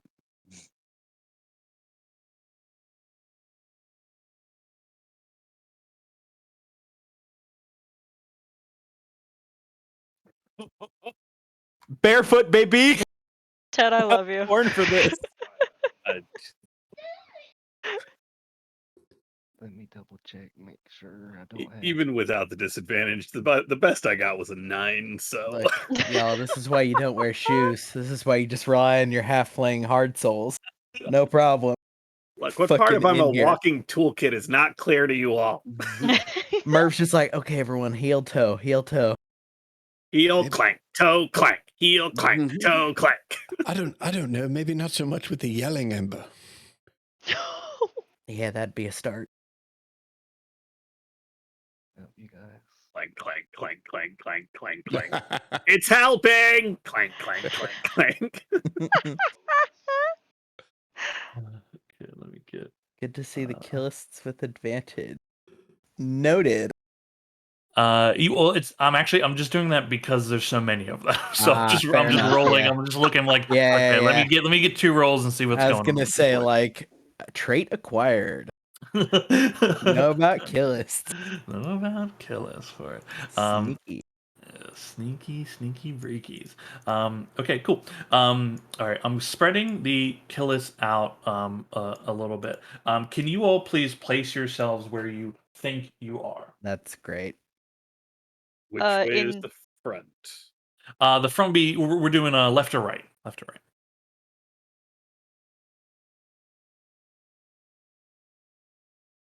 Okay, wait, I'm done. left. To the Left. left, you mean Left that's is the front. Is that what you mean? No, we're reading left or right. Oh, right is the front. Got it. Yeah. I'm like right here behind this one. Well, Which I mean, one's they're Nash? leading, so I'm not going Are to be. the yeah? I feel like Nash is There, the blue. there are one. guides, Feels- so Oh shit! I need to roll my I'm sorry, I didn't roll it earlier when we set off, but I need to roll my Rite of the Dawn. Oh, your charisma. Damage. Yeah. Cool. Yeah. Is Sean? Which one's Nash? Nash is this one right here. I was wondering. I was like, he's supposed to be bigger, but he's smaller. Yeah, his token is like actually a little bit. Here, hold on. Fuck. I'll make his token a little bit bigger. Join us in the D4 down club. You I'm join doing me and tight. Cal and having 4 damage on you. I've had good luck with it in the past. Okay, cool. You. I'm excited for when it's eventually a D8. Yeah, pros and cons. Yep. Pros and cons. Can we bring what Rodor? Rodor. Yeah. I'm just kind of dragging her. She would 100% not be like in the mix of everything. She's like, it's not my job. Yeah, she's definitely doing sideways business. Okay, cool. You all feel this rumbling again after about 15 minutes or so. It's much closer, and Merv, you feel it like strongly on your side. And Laylis and Rainier, you also feel it like very strongly near you as well. Oh, Yeah, I like very carefully like tippy toe away from it. Okay, what direction do you tippy toe? So my side, you mean towards the left, right? Yeah. Towards the Back. left of your token, you can feel the vibration like Yeah. strongly. I just tippy toe closer into the pack. Okay. And I like make a gesture to like Cal, like, come on. I'm just readied. Okay. I'm just gonna get up here next to Nash. You can see the Killis like stop their movements. Their claws are coming out, and they're like you can see their little sinewy muscles getting like as their legs compress, and they're like breathing heavy, drool coming out of their mouths. Like they are like looking around, waiting for what's to come. You can feel the vibrations now, all of you, as something is. 2 things are digging in the ground, circling you all, trying to corral you together. And Cal, you notice kind of a break in the rocks as a very large insectoid creature, the same that you had seen frozen in time up above, covered in skulls, with large piercing, like little talons and whatnot. It looks like the things you fought on steroids. Like this is a giant form of them, or an ancient predator version of them. It erupts from the earth, At the same time, a second one erupts from the earth as well, and you hear a terrible screeching noise. Would sound like that too. If I can get everybody to roll initiative for me, as these creatures are trying to get an ambush on everyone. This is those moments when it's like when you're out in town or something and somebody's like, "Oh, there's somebody fighting over there," and you just say, "No, it's not me." You just don't want to deal with it. Why did I have to get a high roll? I mean, You're a it's a sim- ranger. Yeah, That's it's the thing simple. you do. Shoot 'em. I wanted everybody else to go first, so I knew what I Wait, could that do. one named. Oh, for a second I thought it was named Experienced Gal. I was so excited. It's Experienced Gel, which is still pretty good, Experienced gel. but Experienced Gal captured my imagination for a moment. It's quite good. Okay, let's. That's a loud combat noise. Okay, Layla, you are up, sir. Oh, experience is next to me. Got it. I'm gonna take like, how close is he? That doesn't matter. Close. Okay. I'm gonna move back like 10 feet, and I'm gonna take a longbow shot, just mainly for the body area. I'm not even gonna try to aim for the head in case it has like some weird movement that I'm not aware of yet. Sure. Target.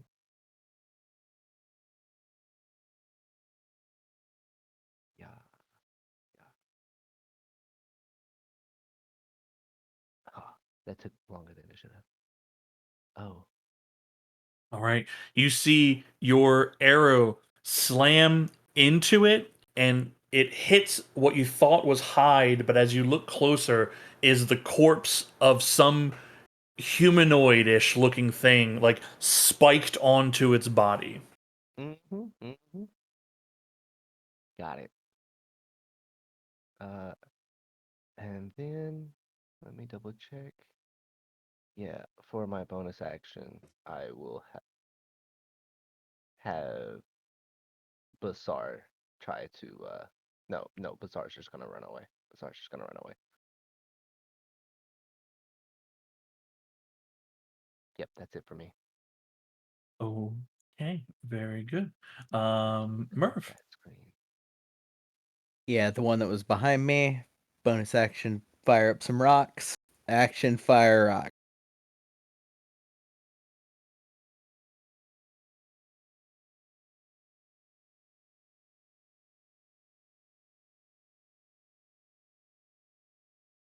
Nice. Yeah, definitely gets it. It is magic, if that matters. Smacks right into its carapace. Not much, but every little bit. Every little bit. Anything else from you? I take a step back to get closer to to get closer to Nash. Yeah, you see, like as you get close to Nash, like his claws are out, his drippy, drooly, gnarly face turns towards you, and like you can't tell if he's considering you an enemy or not. Like he's in like a battle frenzy right now. You don't. What I'm saying is, you don't know if you feel safe next to him. Yeah. Should dig one step away and just like point at this one over here and be like, Um, uh, he roars a battle cry, matching your own, but he launches himself towards the one that's closer, Yeah. nearby. He rushes up and gives a nice claw attack to the thing. Question, Sean. Do Yeah. claw Nash. attacks count as weapon attacks? Yeah, you could use your like stuff, on that sort of thing. For Basar. He rakes his claws against the carapace of this great insect to no avail, but Nash is like in the throes of battle right now. Ember. If I can reach. No, it would be just out of reach. Womp. Um, Fuck it, I'll dash. Oh. Seeing that Nash has got the one in front, I will immediately turn and run past everybody, screaming bloody murder and waving a hammer around. Hell yeah. Okay, making the dash in. Any bonus actions or anything? No. Okay. Another one of the killers. They rush up. Cannot pierce the carapace of this huge insect. Cal, you're up. All right. Cal will fire off a mind sliver at this creature that Ember just rushed, Okay. and That well, is a pass. okay. And while doing so, whoops. Cal is just gonna 3, 4, 5. Try and create some distance. Okay, very good. That way, Rodor. Show us what you're made of. You got it. Thank you. Rainier. I just take like a solid step up It's like with you with the crossbow to my shoulder and just say, "You're okay if you need to stay back." um, um, these are just classed large, right?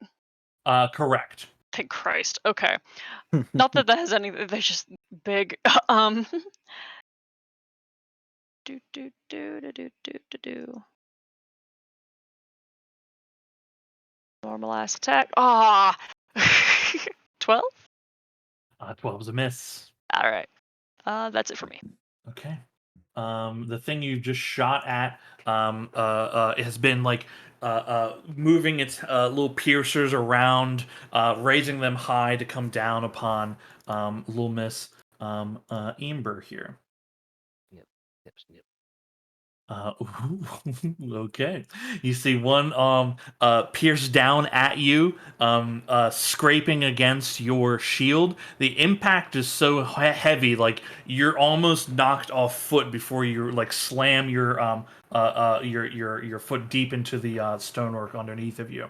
The creature actually like moves around you, and you can see it stab out again. Once at Rodor, okay. That is a big hit on Miss Rodor. And Rodor needs to Rodor needs to make a save. Okay, you see Rodor get pierced by one of this thing's legs and lifted up and is like slammed onto spikes onto this thing's body like armor. Oh, she might be done for. Okay. And then one more attack at Rainier. That's 20 to hit Rainier for 8 piercing, and then I'll need a DC 15 strength saving throw.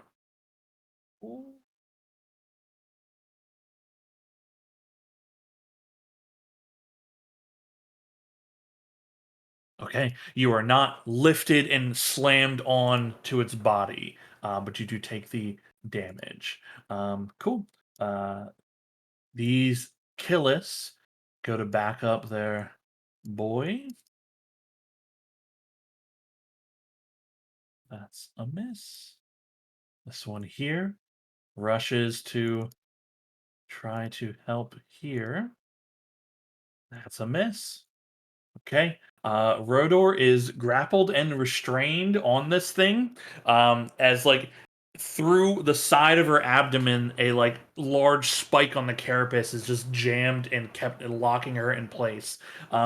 She drops the hand crossbow and pulls out the dagger and begins trying to stab into this thing. But our girl is at a disadvantage. I'll just roll the short sword. Okay, it'll hit. Dagger's D4. We'll let the 3. Oh, we'll let the 1 go. 3 damage. Okay. Gets it for 3 damage. And Ragnarok, that's you. Hey. Da-da-da. Bonus action rage.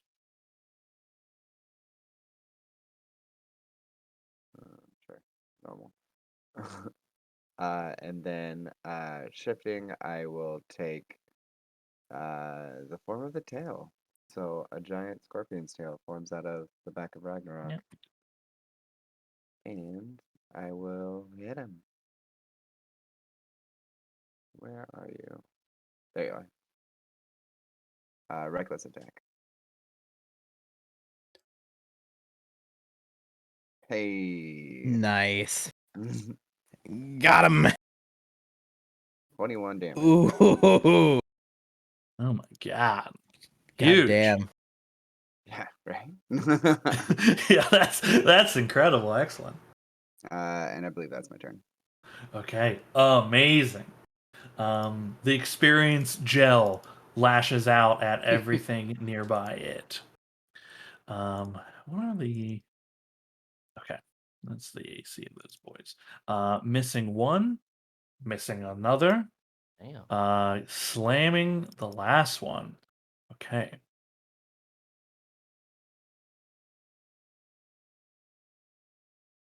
Okay, and then one of the Killis gets slammed onto its carapace as well. Okay, this little guy rushes up to try to help his friend. Can't break through the carapace. God. Okay, Layla's, you're up. Just gonna take a longbow shot at what is his name? Enigmatic Prolin. We're gonna call him For Prolin. Waylon. Prowalen, my bad. Yeah, get it right. He worked really hard for that. He's very enigmatic.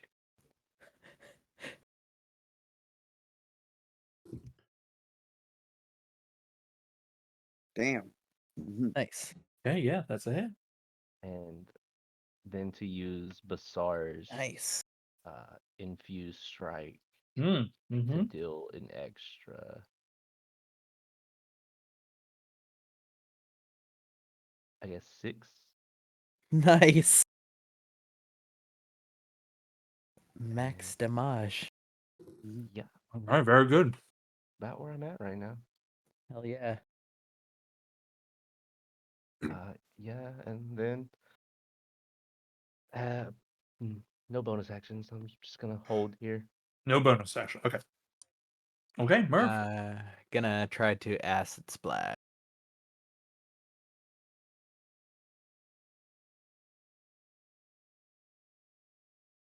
Yeah. Okay, yeah, it succeeds. Yeah, he wiggles out of the way. Yeah. Well, it's more like it splashes but doesn't like burn through the Mhm. carapace. Okay, anything else? No. Okay. Nashy Boy tries to go for the claw, gets one in. Nice. He is engaged in combat. Ember. Boy, I will bring the hammer down on this thing. Got a saber. Actually, get him targeted. I love that it's named Bonk. I don't know who did. I guess Sean did that. 14? Nope. Yeah, that's it. Yeah, it looks like you're about to hit, but it spins its body and Rodor is suddenly in front of you and you have to glance the blow away from it. How bad does Rodor look like? She's fucked up. Okay. Yeah, she's pretty fucked up. She's sitting there just like, please. As a bonus action, I will try to chop her off a little bit. Yeah, Right. she's fucked up. Okay, this thing Yeah. goes for the attack. It has disadvantage because Oh, it's pierced sorry. on it. I was casting healing word on her as a bonus Yeah, action. yeah. Real No quick. problem. I can't target her because she's under the big thing, but yeah. 6 for Rodor. Okay. Yep. Hell yeah. Okay, kill. Let's finish this turn. Cal. All right. I will target good old EP and Hmm. try another mind sliver. Okay.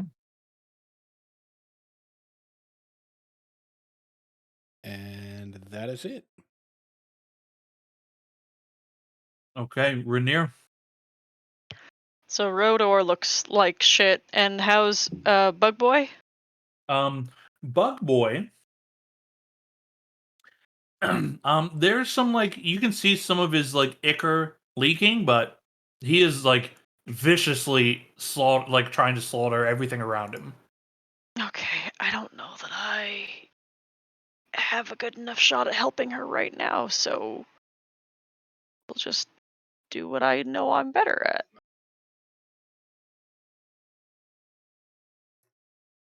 Fuck him up. Fuck him up. Come on. Oh, there we Okay. Fuck him go. up. Yeah. I also remembered a feature of my piercer thing. Oh, never mind. I don't care as much anymore. A piercer thing that lets me re-roll a piercing weapon die, which I only say because I'm probably gonna forget later. But that 10 rules. So that's it for my turn. Okay, I'm amazing. I think I'm actually gonna pull to this side Sure.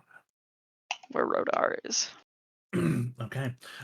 You see it, this terrible insectoid monstrosity spinning around, many of its legs lifting up and now trying to stab out at everything that's around it right now. Rodor like being just flung around like a doll, but like stuck onto it. Just excellent. As you go rushing by Rainier, it definitely takes a strike at you as you're like moving quickly by it. Hmm. That is okay. That's a nat 20 to hit. Silvery barbs. Silvery barbs. Yeah. Okay. That Tell you changes what. to a 17. Not a nat 20. I think I'm going to use my Blood Curse of the Eyeless. Okay. Poor thing. He was just wanting to hit something. Oh, if you if you roll minimum, oh sorry, you need to roll 2 or better. Correct. Yeah. There we go. Oh. All right. Hell yeah. Through a variety of magical means, this thing gets distracted, and the stonework cracks next to you as its mandible hits down. Also, FYI, I'm giving Ragnarok advantage. Hell yeah. Oh, tight. Okay. And Ragnarok, did you are you reckless right now? I sure am. Okay, it definitely you smash the shit out of it, so it's definitely spearing you. That's a 19 to hit. I will use my reaction to cause my tail to potentially miss. Interesting. Whoop, nope, that's the wrong thing. It should be. It's just a D8. I chose the reaction one, but I guess that doesn't work out. Okay. for whatever reason. We can. I mean, it's. I'll say it's up to you right now. You can keep the 8, or you can re-roll a D8. I will keep the 8. Okay. Okay. The 8's pretty good. So that adds to your AC, correct? Yeah, Okay. I Jesus. believe just for that attack. What's your AC right now? 25. Right. I didn't know Cool you as had shit. that. Yeah. That's I didn't cool. know that That was a is thing. just. That's I fucking believe cool. that's just for that one attack, though. It's not. My AC isn't increased. Yeah, the Yeah, it looks attack. like Yeah. yeah. It looks like it's Yeah. singular. Yeah, but still super cool. Super cool. Wait, Um, I'm lost. What's your base AC? 17. Oh, I was like, why are we doing this if it's already Yeah. 25? It's not touching you. The way that it looks too is like as the claw comes down, the scorpion tail just comes out and like hits it. Oh. This is really cool. Yeah, very cool. Okay, cool. And then it will use its last spearing leg to try to get Miss Ember. That's a 19 to hit. That will hit. Okay, that's 16 piercing damage. Non-magic. 14. All right.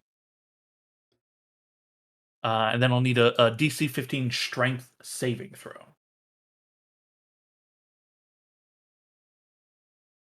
I apparently close my sheet. Strength save. We all know this is happening. Yep. Okay, you are Use my lifted. inspiration. Oh my god. Okay. He wants somebody. You really want to throw it away? I've got a couple in my Oh. pocket. Hey. There we go. All right, you are not added to its carapace, but you do take the damage. Yeah. Excellent. This thing is thrashing in the ground right now. Okay, cool. This little boy tries to go in for a claw. Actually hits this thing over here. This kill is near you, Ember. Tries to slash at a leg. This thing moves too fast. Rodor screams out as like all of you are making attacks, and like she's like almost getting hit by some of your weapons as this thing is flailing around. She will make a dagger attack that's gonna miss with all her restrained. Okay, Ragnarok, it's you. You have your advantage from Cal. Sure do. So I'll be attacking. Oh, whoops, did I select it? I sure didn't. There we go. Oof. Well. Oh wait, and then I can shift even further. Attributes shift. What? Yep. So now I get another attack. Which one is it? Form of disease. Huh. There we go. Oh yeah, pushing even further beyond. Get big ass fangs. Oh yeah, oh my god, yeah. For 9 damage. I like the idea of you just biting into like the lower portion of this thing. Yeah. That is excellent. Miss with the axe, just fuck it. Ah! Nah. Yeah, full beast mode. Okay, this thing is fucking pissed at these boys. You see the thing over that the Killis are fighting over here just begin burrowing down into the ground and disappears from sight. The one that is stuck to it is along for the ride as it screams and disappears down with it. All these boys are gonna get attacks at it. Okay. 2 hits from the Killis as this thing flees.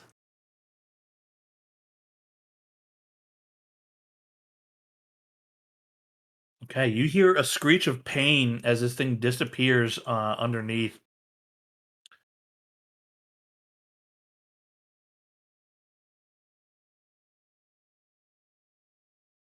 Da, da, da, da, da, da, da, da.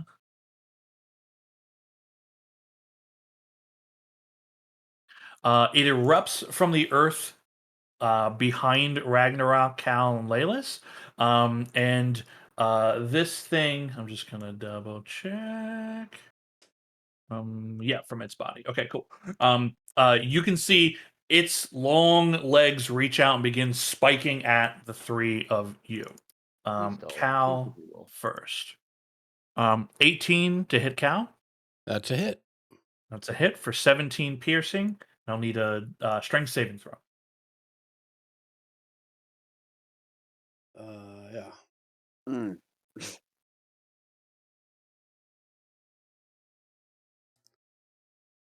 All right, you are not ripped up off your legs onto its body. 1 for Ragnarok. That's a nat 1. And then for Laylis, that's 15 to hit. It is 15. Okay. That's 13 piercing, and then I'll need that strength save.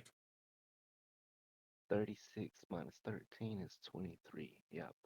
Said strength saving? Oh, shit. Correct. Ah, I live. Hell yeah. Able to withstand your ground here. As this thing is like piercing in, dodging around, it leaves like these things are big. They leave like large holes in the ground as they burrow. Excellent.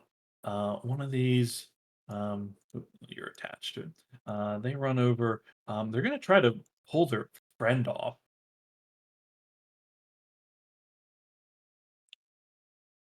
Wow, they managed to pull their friend off the beast, and that is no longer part of their carapace.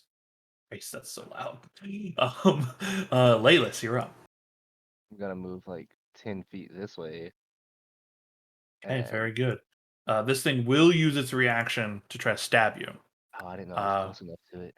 23 to hit, Yep. 6 piercing, and then you'll still need to make the strength saving throw. What is 23 minus 6? 17. Math. And then say another one. I'm alive. Okay, yeah, you make the save. Okay. Okay, what do you wish to do?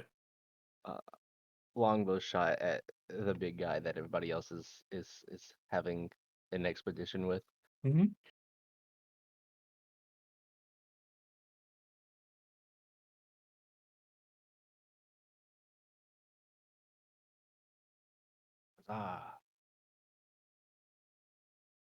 And then to have Basar's infused strike. Okay, very good. 2. It's such a cool picture. Let me see for my bonus Okay. action. Any bonies? No, I'm good right now. Okay. All right, Merv. Yeah, so its reach is pretty fucking huge, right? Yeah. You're Like- now seeing like this thing Like a- has reach on it. Like a minimum of like 10 feet. Best guess, yeah. Yeah, more. Okay, I mean, action, I'll try to fire a stone since acid didn't work at this one here.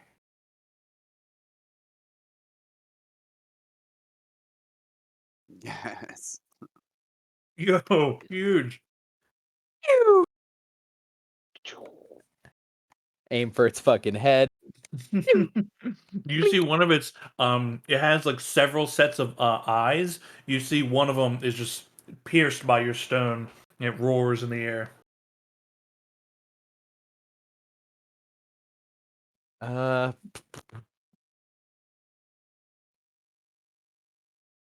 As far as I can tell, Rodor hasn't taken any more damage by being speared, has she? Like, do No, I she's see her actively getting bled out up there?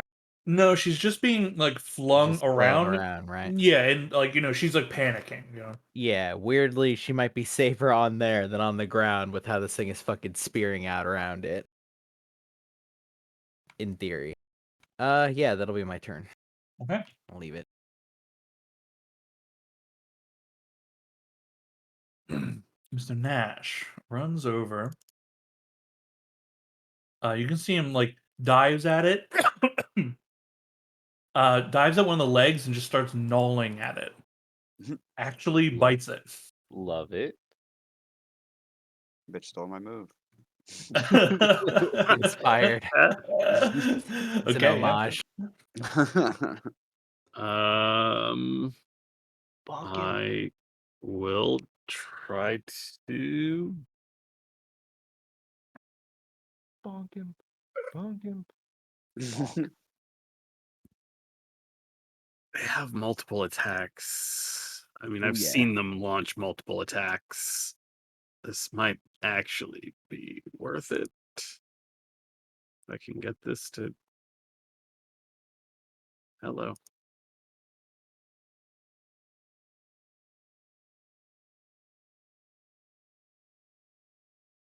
14, but you know what? I'm guessing their charisma save is terrible. I will cast Bane on the both of them from the That- amulet. Yeah. Ooh. Hell yeah. Yeah. Hell yeah. I like that a lot. Okay. Enigmatic definitely fails and is baned. And then this one here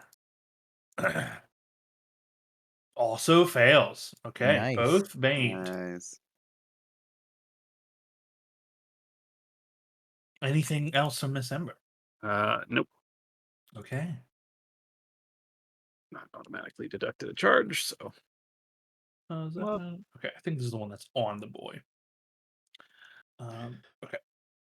I don't think anybody's on that boy anymore. Didn't Yeah, somebody pull put him him off. off?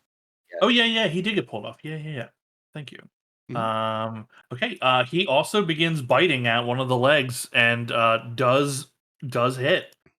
Does The take a little biting chunk out. Claws didn't matter. They were just like, we're just gonna turn feral. All right, It turns Cal. out claws were not where it's at. Yeah, it's all about eating and biting these things. Cal is in a straight up panic and is gonna try and book it over here. And as he does, not having much success with the mind slivers, will fire off an Eldritch Blast. And is too panicked to land anything. And that is Cal's turn. Okay. Ranier. Fuck him up, Rainier. Fuck him up. I want to help the people stuck, but I think that this They're is gonna safe be up there. better. Are they? Honestly, she's pretty safe right now. That's so. insane. Yeah. Huge hit. Okay, now I'll re-roll the d10. Okay. Oh shit, that was the wrong thing. D10. Better. So that's 14. The power on, of Piercer. math. Do no Huh? math. Doug? Okay. Oh, it's like, Yeah. come on, Piercer. Okay. Piercer. Okay, cool. A lot of ichor beginning to like pour out of this thing's side and abdomen. This thing Fucking really- die! All right, standing ground. Uh-huh. Okay, excellent. It's its turn. It fully spins to you, which like just like pierced into its side, and it's gonna make attacks on Rainier. That's a 21 to hit for 13 piercing. Okay. Yeah, Bane probably isn't going to I would help say, you there. does it include Oh, the Bane it penalty? does not include the Okay. Bane. Let's roll the Bane. Okay, that's a 20 to hit. Okay. Yeah, that's just gonna hit. Yep. Okay. For 13 piercing, and then I'll need the saving throw. Okay. Strength saving.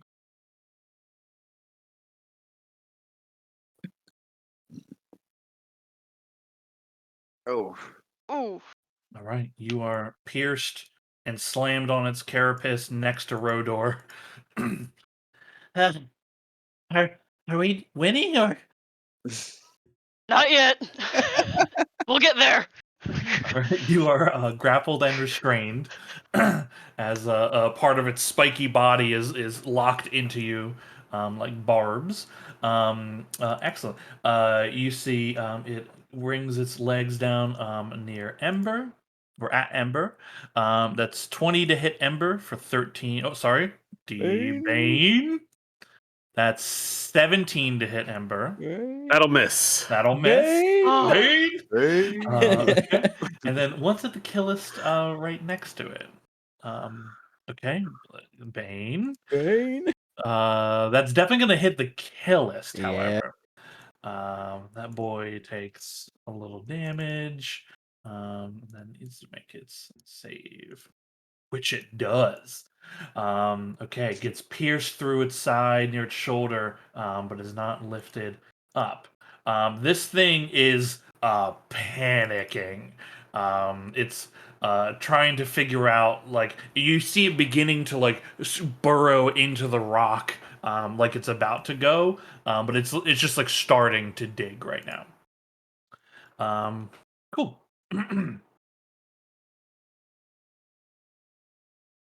Fuck him up. Can Fuck it him up. run? Okay, yeah, Bazaar, it translate. runs. Fuck him up. Fuck him up. Go and get him. Father says to fuck them.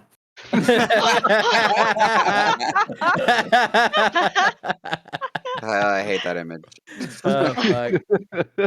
Oh my Oh god. god. The fucking earnest youth voice. These are misses. Okay. You see, Rodor is Rodor looks at you, Rainier, and like has the dagger in her hand. And just goes, should I try to? Just get off. Okay. Jesus. Okay, she's gonna make a check to try to get off. I Oh, love you that she see- was gonna volunteer to stab. That's very sweet of her. But just get out of here, girl. You see, she's like pulling herself up, trying to push away, and then she just cries out in pain as like the twist of the barb is like straining, the muscles.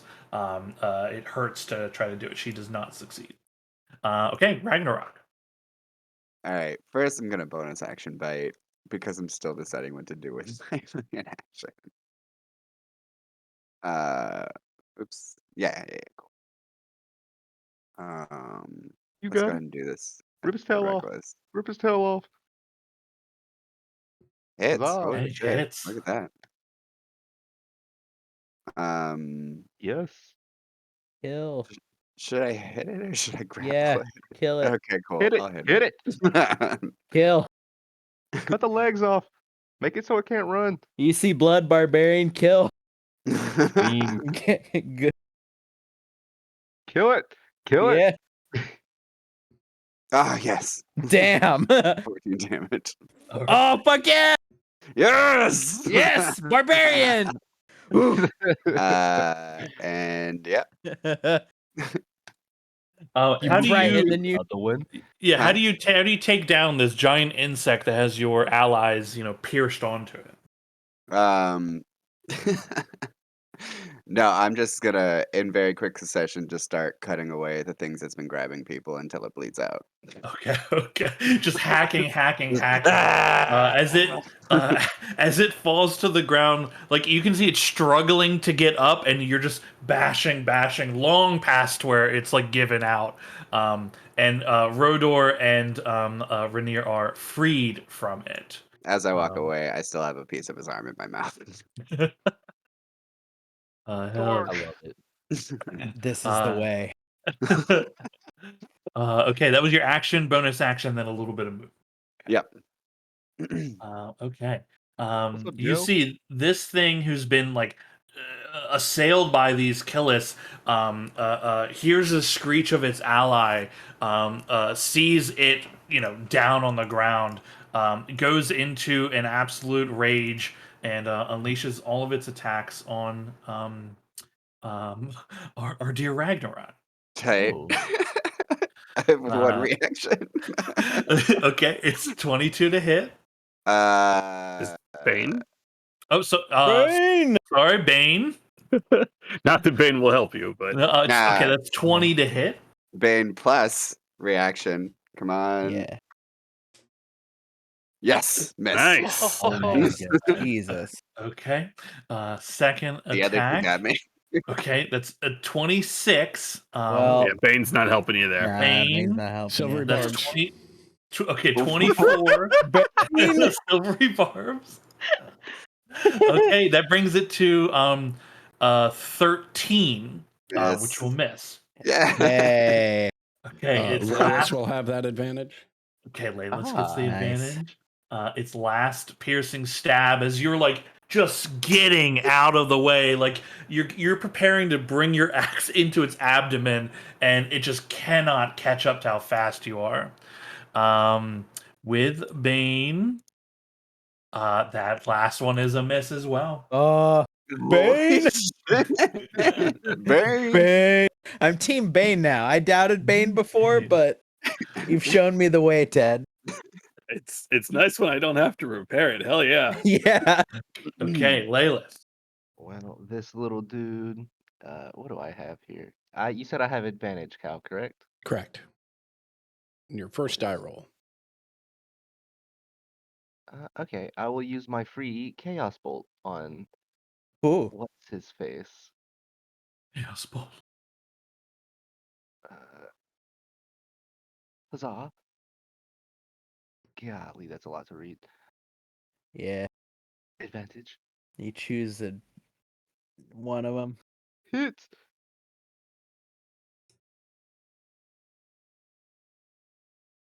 $12 and choose one of the D8s. The number of that. What was it? 7 and Doing 7. Yeah. 7. I'll choose psychic, Okay. and I don't think that really matters, but I chose Eh. psychic. You hear it scream out. Oh, and It then don't like it. for my bonus action, I will. No, actually, I don't have bonus action. Yep, I'm just gonna stay back here, over here with Okay. Murph. You hear Basar saying, "Father, let me in there." Oh, okay. Bonus action. Basar just jumps in and just It's. he asked for it. I mean, he's gonna go play with his friends, I guess. Basar just jumps in there and here's Basar and bite. Wow. 8 Okay. damage. Okay, little Basar. I think you and I moved him at the same time. So Father. he's just like, and his teeth are both heads locked onto one of the legs as this thing is swinging it in the air as he's attached to it. Father, I'm stuck in. I just love the image of everyone surrounding him, like just biting and latching on, while the rest. Yeah, all are these killers have been biting like, him after following after you, Ragnarok. Listen, this fucking dude thinks it's cool for to stick people on top of his hide, so like everyone's accommodating. Like, Fire Huzzah. rock. Fire Bonus rock. action, prep more rock. Okay, very good. All right, Nash goes in, big bite. Nope. Ember. This thing has so much between it and the rest of its turn. Tell me Ember. Ember tries to bite it. It was the heat of the moment. I'll allow anyone to make a bite attack. No, I'm good. Ooh. Hey. What? Huge. Bonk. I don't Oh, understand. cute. Why is my attack roll green? Yeah, that's. It's this thing we call a crit. It happens sometimes when you roll a 20. There's a loud cracking noise as Oh. your mace butchers and like slams in, and you see not just where you've impacted it, but you see spider-line cracks begin spreading all up the side, all along one side of its body. It's bad. It's real But bad. yeah. Anything else then? No, that's it. Okay, very good. Okay, this little boy, they're in like full bite frenzy mode right now. Can't get through. Cat. All right. I am going to send a glitter bomb dude's way.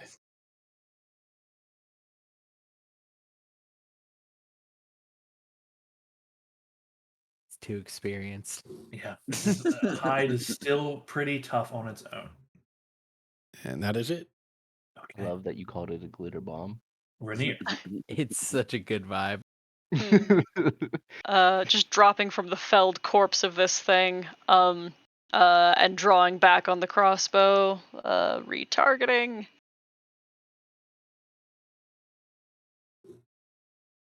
On a hit, if it does, I'll use Basar's infused strike. Oh, that's very nice. Yeah, you Jinxed it.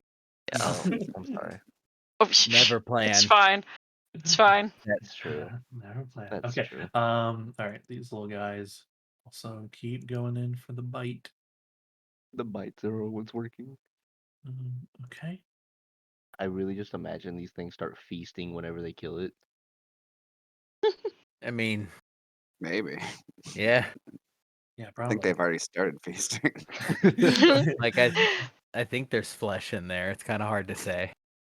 Yeah, this thing is like they're like on it. It's wailing and spinning and thrashing around. It's not good. Roto, get a hit in. Okay, cool. Bite it. Rodor, you see, they hold on. Let me Bite it. Bite it. bite it. You say. It seems to work. Okay, she backs up a little bit because Cal, you have the right idea. Everyone up there is insane. And you see her like get down on a knee and like bring up that hand crossbow, closes one eye, lets loose. Okay, she gets a 23 to hit. Nice. And gets it for her normal damage and her sneak attack damage. Nice. So gets it for Noise. 17. Damn. Damn.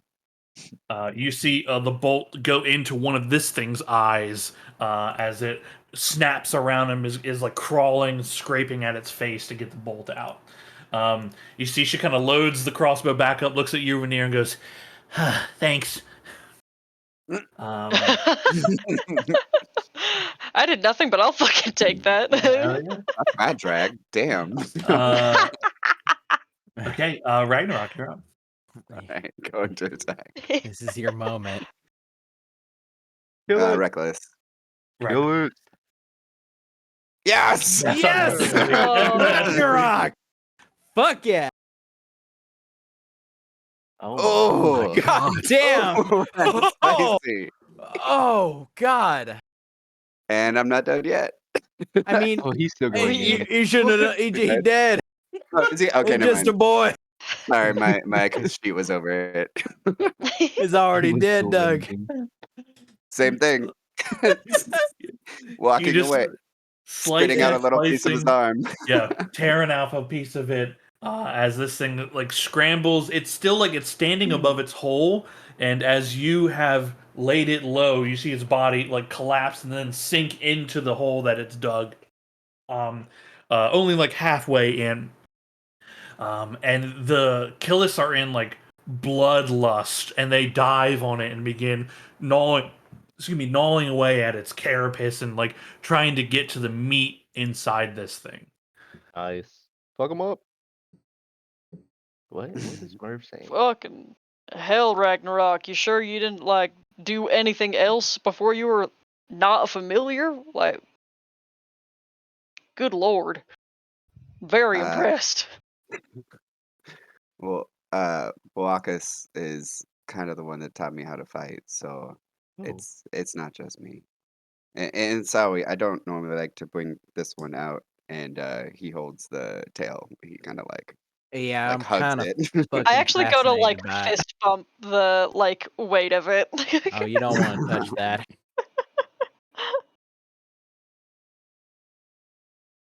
By all means, feel free to bring that one out at any time. Where did it come from? Oh, and he very clearly is like trying to use his clothes to cover it more. Oh, you just kind of hide it in there. uh, it glows Okay. like Okay. like my claws and my teeth. Right. So you just kind of you probably like keep it in a Like it's Fine. there, but it's Yeah, not normally as next to your lodged. spine, probably. Mm. It's in kind of a private place though, so Right.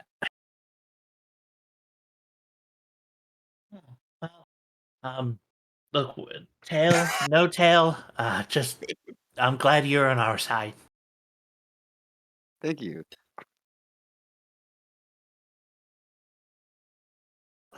I have to share that. Max just sent a personal message saying grow or not shower. I'm over here dying by myself. I can't have that. Cried. For about 3 to 5 minutes, the Killis are kind of in their frenzy, and they lift their heads insectoid ichor and bits of the shell on are around their face, and their faces are and bodies are just covered in the goo of this one thing, and they seem to have satisfied themselves as they kind of get up, and their bellies are distended from feasting. Um, Ew. I mean, we just gave away all our rations. Like, do you think this thing is cookable? I mean, I could give it a shot. With my I scavenging bit it. skills, I bit it, and I'm not hurt. true. Yeah, but I'm not sure you got like normal blood. What would I have under? Being like a ranger and all, can I take like a survival check and inspect the meat or something? Yeah, you can do a survival. You can cut a piece off, do a survival check to see if it is, edible for I'll give you advantage. creatures like you. Oh, advantage. Mhm. One more. Yeah. 11. With an 11, yeah, you look at this thing and you're like, well, it didn't like. I mean, who knows what these little weird killis things are about, right? They're like how their body works, but this thing didn't like spray poison or acid, and like its blood is obviously not corrosive. The meat, I mean, it's insectoid meat, but when cooked, it'll taste funky, but is edible. Nice. Okay, I'm down with it. Good enough for me. Yeah. Do you want to like get a leg off this thing? Yes, and while everybody's getting over there cleaned up and all that and getting situated, I'll just start skinning the leg.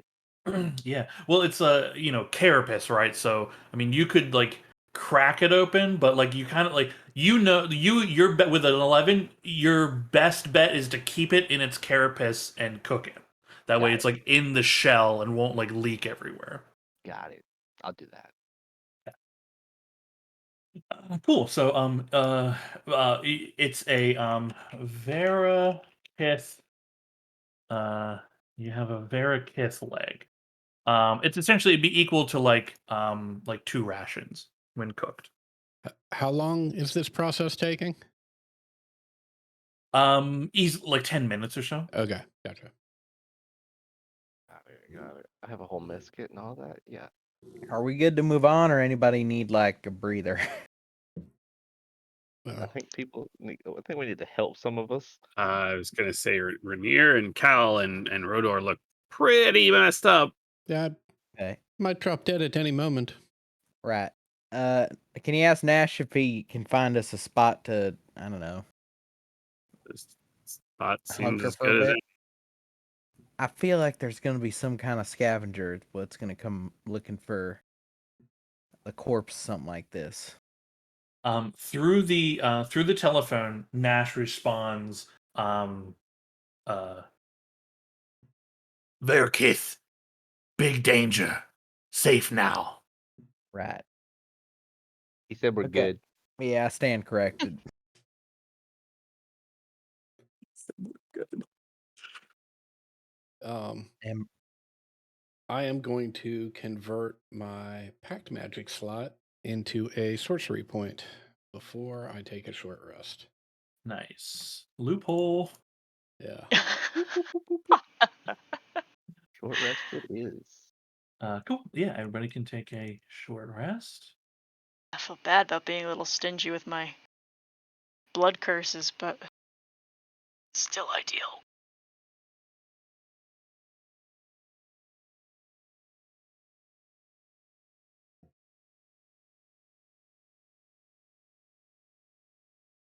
Yep. Yep. Oh, Yep.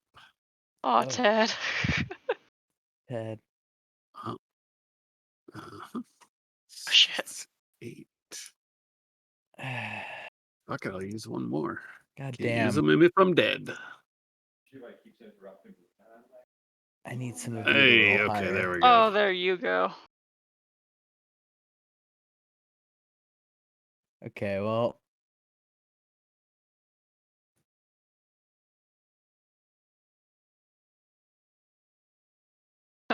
Then I'm gonna Activate my Ride of the Dawn again. All right.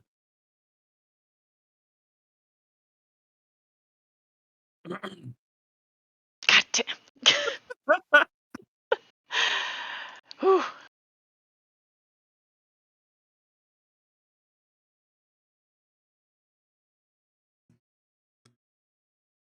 All right. Say, Merv. Hmm? What do you have in the way of a pick me up or something? This has all been just too much for me, quite frankly. I mean, I've got a little bit of red bog rum, but like that's the only one I got for today.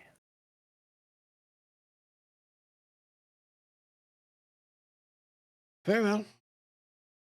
I mean, do you want to like hang on to it in case like you get hit real hard?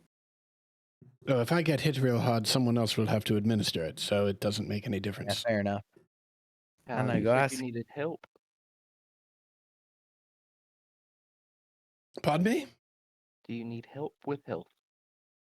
Well, Yeah, he does. this has all cumulatively been quite a lot. I'm not built for this sort of thing. I'm much more of a city boy, and it seems that I'm a little bit of the worse for wear. I can't seem to catch my breath. Thank you. You're doing well, Cal. Just so you know. It's occurring to me you might have punctured a lung. That's In comforting. hindsight, yeah. I mean, it's probably fit. Take a deep breath. How you feel? Shitty. I mean, can you breathe all the way though? Like you said, you were having trouble. Smells like ass down Yeah. Why'd you have to fuck?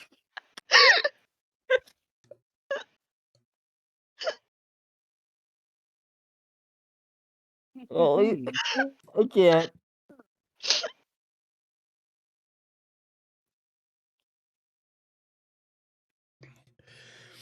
Look, the best thing we can do is just continue on. Hopefully, deal with this Umeli situation, and maybe go back to enjoying some of this festival that is supposed to be so wonderful. Great idea. Yeah. I'll help Cal to his feet. All right. Thank you. The pulse, always constant, reminding you again that there is still work to be done. The killists stand up, seeing that you all are like gathering yourselves, and they begin leading you once more. Question: Yes. has the tempo of the pulse changed at all? Like picked up in speed or slowed down? Very good question. You can make either a perception check, or like a investigation check. Actually, I'd say it's just perception because you're asking about hearing. Can I use my help? Can I help? Yeah. I mean, everybody hears it, so. Yes, because I have the wolf belt. You know. Checks that rely on hearing. Wait, that means I get advantage. Yeah, if you want to roll with advantage, I mean, you can either give the help action to someone, or you can roll with advantage from from what the belt does. I will give. Oh, Merv passed. I mean, I did okay, so. Okay. With the 16, seems steady, but from when you first came here, slightly faster. Okay. You continue on for another 2 hours, and your movement through this forest, again, the rock structures are getting taller and taller and wider and larger, and the space that you're in is so large, but after the time you should be moving like Rodor thought it might be like 10 hours walk. After the several hours you've made so far, you feel you're closer to the center caldera, like more than maybe you should be, but you're just not sure how that something like that could be possible. Um, Up ahead, you see Nash and the others stop and are talking to one another, and then they yell for Basar, who translates, and they say, "Lake up ahead." He said there's a lake up here. Is that a problem? Not ring any bells, Rodor? I don't fucking know anything about this place down here. I don't know. I'm Maybe telling you, vaguely heard like about a lake. everything down here is terrifying to me right now. Yeah, we're hoping for vague recollections at best at this point. Yeah, Like you maybe heard about like, oh, those fucking big fish in the lake, they suck. You know? I don't look if there's fish here. I don't again like I had a wizard who I thought was cool, and then she tried to murder me. Right. So But didn't Look, talk one- about the lake. yeah, the lake Right. I don't know anything about. Hey, maybe swim break. No. No. I'm gonna ask Basar to ask Nash, danger or safe?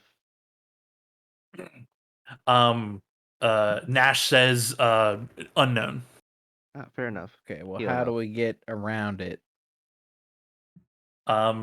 He kind of like they begin to like move a bit through the rock structures, and you can hear him saying like walk around. Oh, Fair enough. I don't see a Is it- boat around, so is it big enough for all of us? But because they're small. Would you like to follow them towards the lake? Yeah.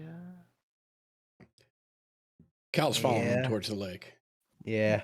They're doing good so far. So There's why no not? alternative. You move forward about like another 20 feet, and then there's just a break in the rock structures. Um, Ahead of you, you see a 300-foot in diameter lake, so to speak.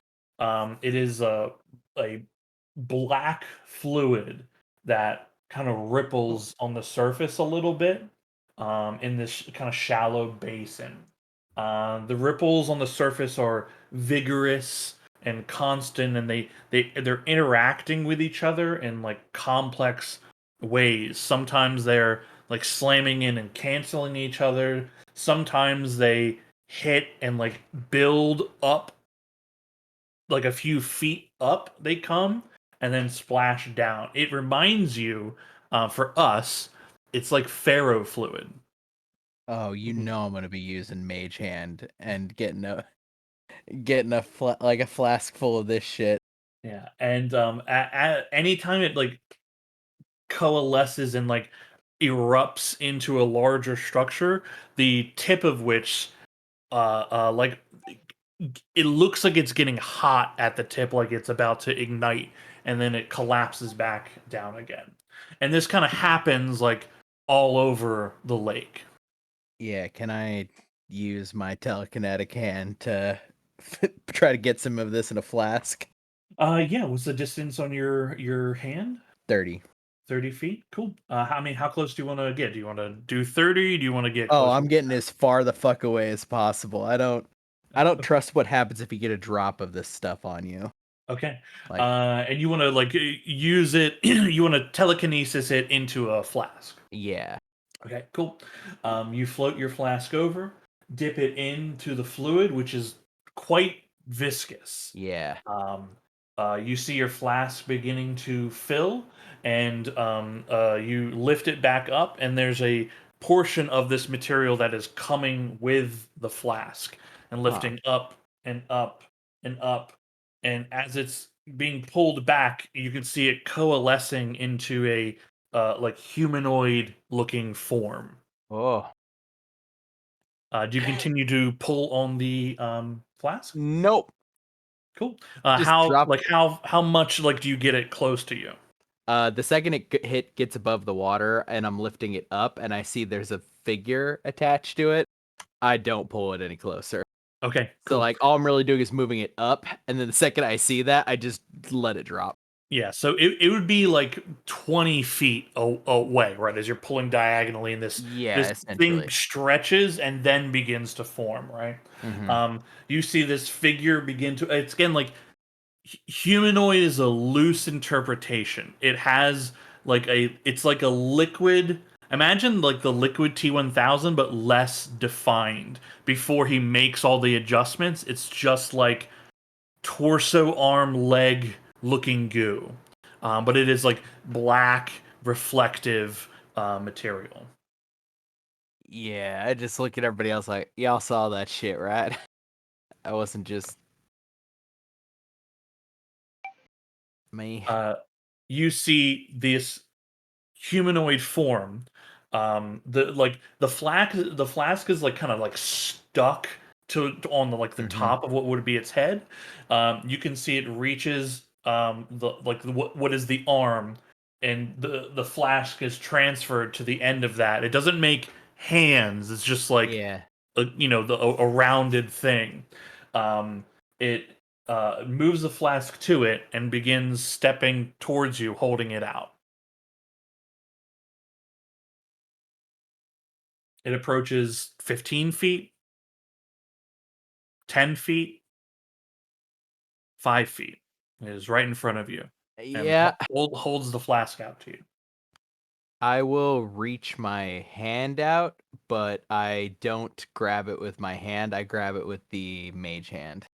Okay. Like I pantomime like I'm getting it with my real hand, but I'm not touching it because I think it might be really, really hot actually. Your mage hand pulls on it. It releases. You have the flask, and it stands in front of you. You can see it like its head, is moving side to side, like it's regarding you, and you can see its form begin to shrink, and it becomes your size. Whoa. I'll like wave at it. It mirrors your movements.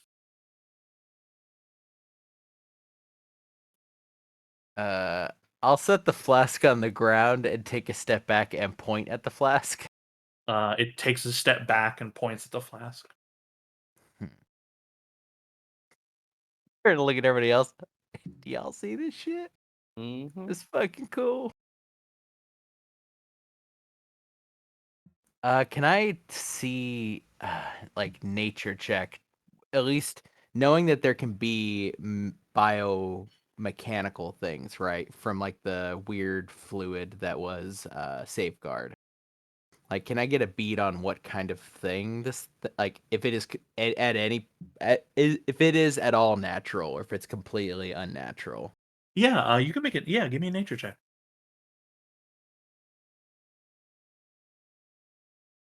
18. I mean, in your experience, this is not normal. So Yeah. natural is a hard descriptor, but like it's not mechanical. Or if it is, it's a kind that you've never experienced before. Um, it could be a natural phenomenon. But one thing with an 18, one thing you could tell is like you kind of move around a little bit. It mirrors you, like your movements, and it tries to stay close to you. You can see like it wants to be like about 5 feet from you. 10 feet is like probably the farthest. And if Okay. you move farther than that, it like runs to catch up to you. Can it leave the water line? Oh, it's like yeah, it's fully Yeah. independent as you move around. Yeah, I come walking back and back. Okay, well, I got a shadow now, so I guess Great. this is happening. Yes, of Uh, course it is. I'll turn to it and be like, "Do you understand? If you understand any kind of language, move your hand." Does not move its hand. Uh, How are the Killists reacting to this thing? Their claws are out and they're kind of growling a little bit, but like they're not. He doesn't like no. They don't seem to be like indicating they know what this thing is. Right, gotcha. They're, like virtually everything else they've encountered, it's default. This might be a threat. Yeah, this might eat us. Yeah, Right. Yeah.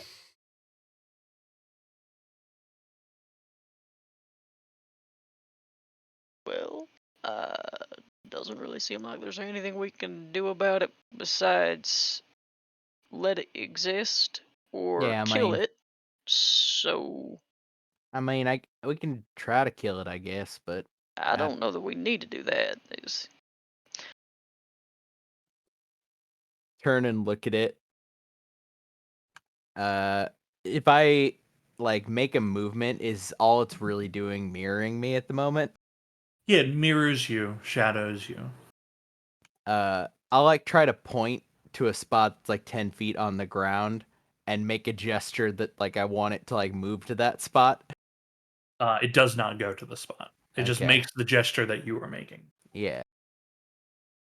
Well, I've run out of ideas for this. I guess I just have this now for now. One thing you notice, Amber, you notice this right now is as Merv has been like trying to figure out what this weird thing is. You notice the lake is no longer rippling; it is absolute like glass.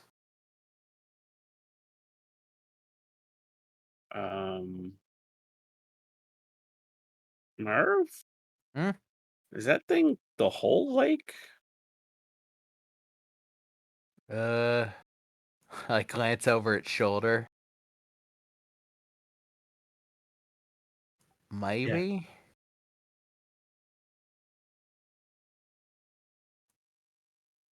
Cause it got real still. I mean, if it's the lake is as solid as this, maybe could we walk on it? As long as this friend here is following me.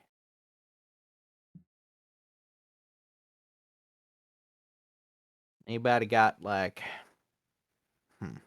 I guess like throw a rock in there and see if it Well, sinks. I mean, if it's the whole lake, we don't need to rile it up. Everything seems fine now. It's calm. Yeah, I mean, but like we could just like walk on it if it's solid now. What? Yeah. If this thing can become a solid like it is right now, if it's a full solid, maybe we could walk on it. Do we need to? It's faster. But no.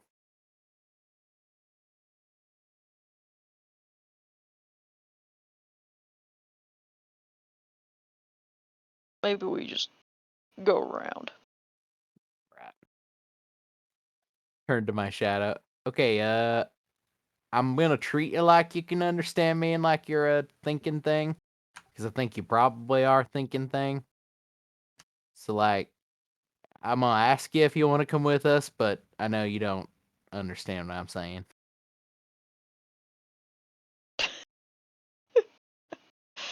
Yeah, that's what I Uh, thought. Yeah, makes no movement or anything. It will, anytime you move, it will move. Yeah.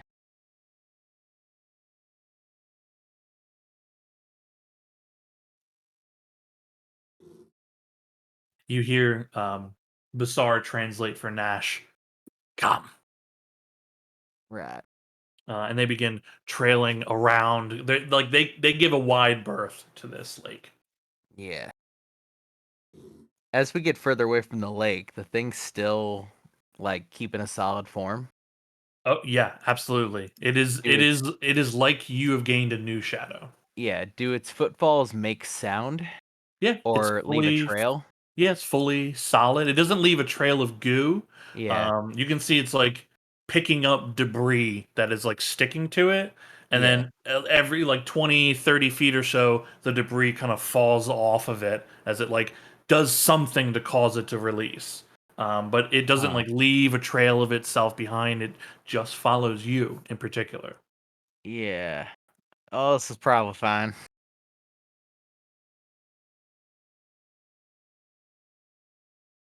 You are led deeper into the petrified forest, closer and closer to the caldera itself.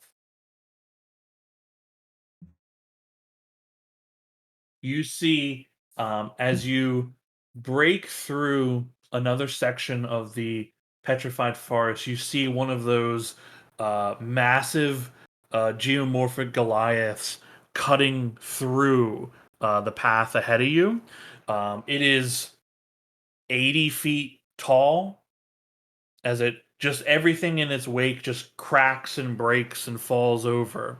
All of you stop to watch it pass as it makes a new path in this part of the forest. You step onto that path. Do you want to continue straight forward? Do you want to follow where it's going? Do you want to head back where it came from? This is what the killers are kind of asking you all right now. I mean, what's safest and what's fastest? um, Nothing attacks the big one. Sometimes interesting where they end up, sometimes not. All right. So it's safe, but it might divert us slightly from our goal. Hmm. What's everyone think?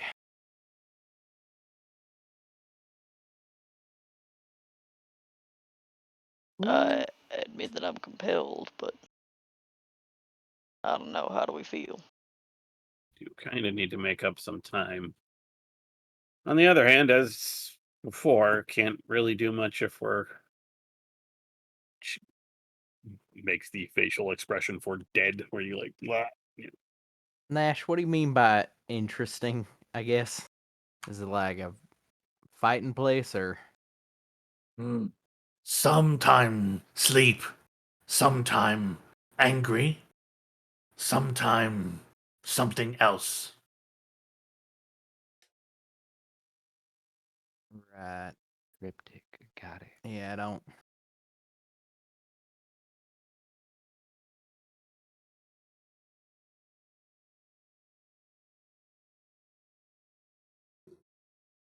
Mm, from Rodor, how close? Do you know how close we are to the camp?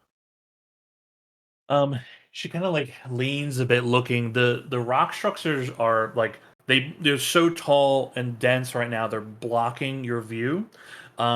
She actually looks at you and says, "Um, I think we need to climb if we're actually going to get a look.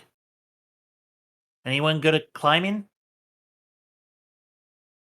Mm, yeah, I think like a few of us are. No. By a few, you mean like maybe one. Yes. Was it you or Dom that tripped getting on a roof once? Me? Yeah, right. Both. So, Oh yeah, well, true. maybe not. Maybe we don't got any real solid climbers. I mean, How high up Ragnarok do you need does to have go? a tail. I mean, just enough to see where we are in relation to the base camp. It's Oh, yeah. do I see any sort of flat sort of landing type thing within I don't know, say 90 feet of us? Um, oh, like a out, like a a Yeah. ledge or something like that. Yeah, yeah, yeah. Um, 90 feet. At a 90 feet diagonal, Mhm. I'll say you can see like within, I'll say within 70 to 90 feet, looking diagonally upwards, you can see one of these. Actually, within 40 feet, some of these things have been like broken down Mhm. and are like laying like on their own diagonal. So Mhm. like You wouldn't actually have to climb vertically. It'd be like climbing a very big tree, like at a 45-degree angle. Okay. So it's physically possible to put someone there with your magic, but it's also a little bit easier if someone wanted to physically Gotcha. go up it. I can try, but I haven't climbed since I was a familiar. I mean, basic concept's still the same for it, so Plus, I still have these, and he just holds out his hands with his claws. I mean, I guess if you can like dig into rock a little.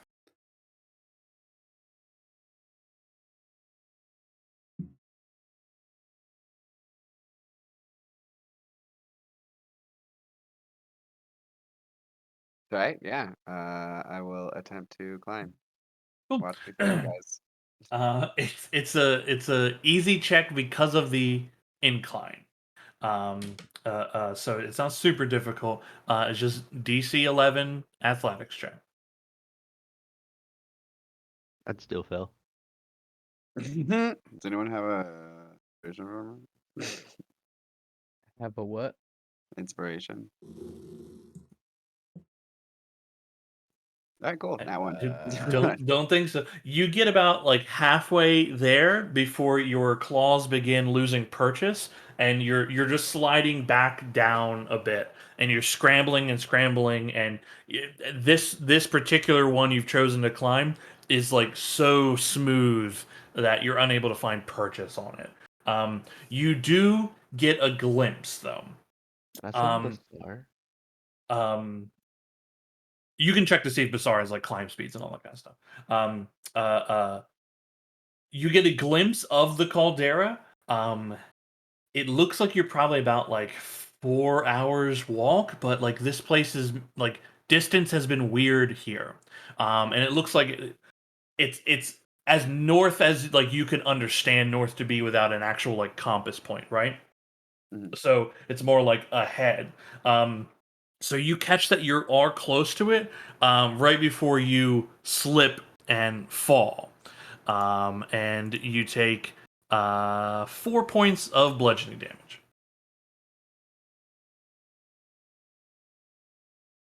Sorry, I tried, but we're close.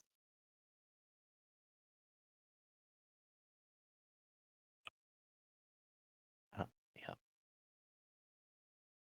I don't know how to tell climbing distance. Basar does not have a climb speed. Ah, got it.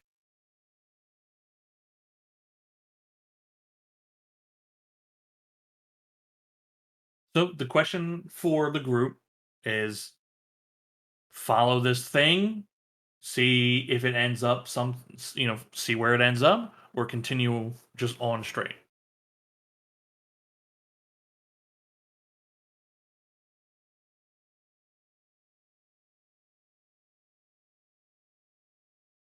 I think we keep following it myself. Yeah, why Sounds not? good. I mean, I can think of a lot of reasons why not, but we just go for it. Okay, I just want to clarify because you use the word follow, which sounds like you want to follow the big structure, the big creature that's moving around. Or do you mean follow going towards base camp? I'm not sure now because I Well, was everyone agreed with you, echoing. so it's your decision. So which did you mean? Because you were not clear. Well, look, we're going towards base camp. We're not wandering off in random directions following weird things. We've got a job to do, and we're going to do it. Right, you He's- present he's a on track. compelling point. Yeah. Yep. Yep. I mean, okay, I've been reconvinced. Okay. I Don't want I to. guess I just that's on me. I thought it was heading the same direction. I got a little turned around. Well, you can trust me. If there's one thing I want, it's out of this fucking place. So Yeah, it Um, sucks. Except for this middle friend who's might kill me, but Base camp it is. Achilles lead you deeper into the petrified forest towards the caldera. Although Ragnarok, you called it to be like maybe another 4 hours, you find in about 2 hours you are all standing before a mountainous structure in front of you. Truly a large mountain underneath the earth somehow. There's a bright amber light emanating from the center of it. Um, you can see that there is a trail of some sort that kind of switchbacks and curves its way up to the top of this caldera here. And you feel even stronger that pulsing that emanates from here. And your whole bodies vibrate, and you can notice very small pebbles on the ground vibrate with the strength of these emissions. And Merv, it is even slightly faster. Okay. And my shadow hasn't like changed as we've moved directions at any point, right? Like Nope. It always wants to be within roughly. It prefers 5 feet next to you, but yeah. will like loosen to 10, but always stays within that distance. And does it like ripple at all in time to the like the wump or You don't think it's in time to it, but a reaction of it, yeah. right? Of just the sound waves themselves. Mhm. Yeah, but the sound waves are substantial enough that they're actually capable of moving it. Yeah, Which yeah, is yeah, yeah. pretty big. Okay.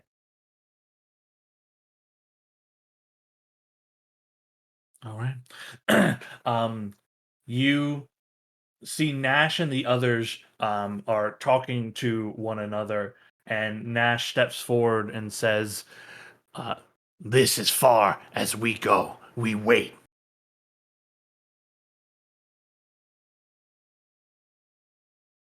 Thanks for your help in getting here. Um, you can see he points to himself and says, in more clear language, "King." I will take a silver out of my pocket and I will magic tinkering it to make it smell like the meat on the fire. And I'll tell Basar to say, this is a kingly boon. If the smell stops, then we are dead. You see Nash takes it, smells it, tries to bite into it and eat it. One of his tooths crack a bit, and he looks at it, smells it again, um, and he responds back and says, "We wait here. If you live, if you alive, come back. Otherwise, look for smell thing." Right. If dead, smell goes away, then you just got a shiny rock.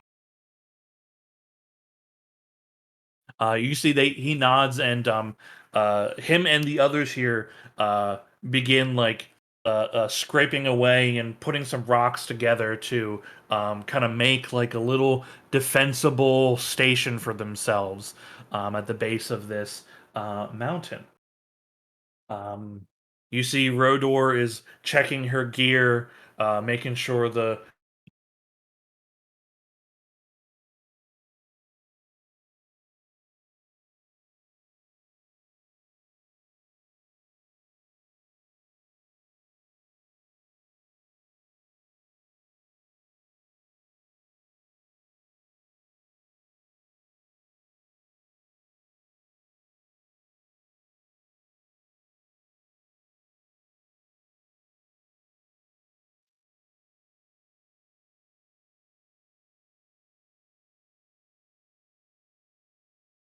I may have zoned out. What are we doing?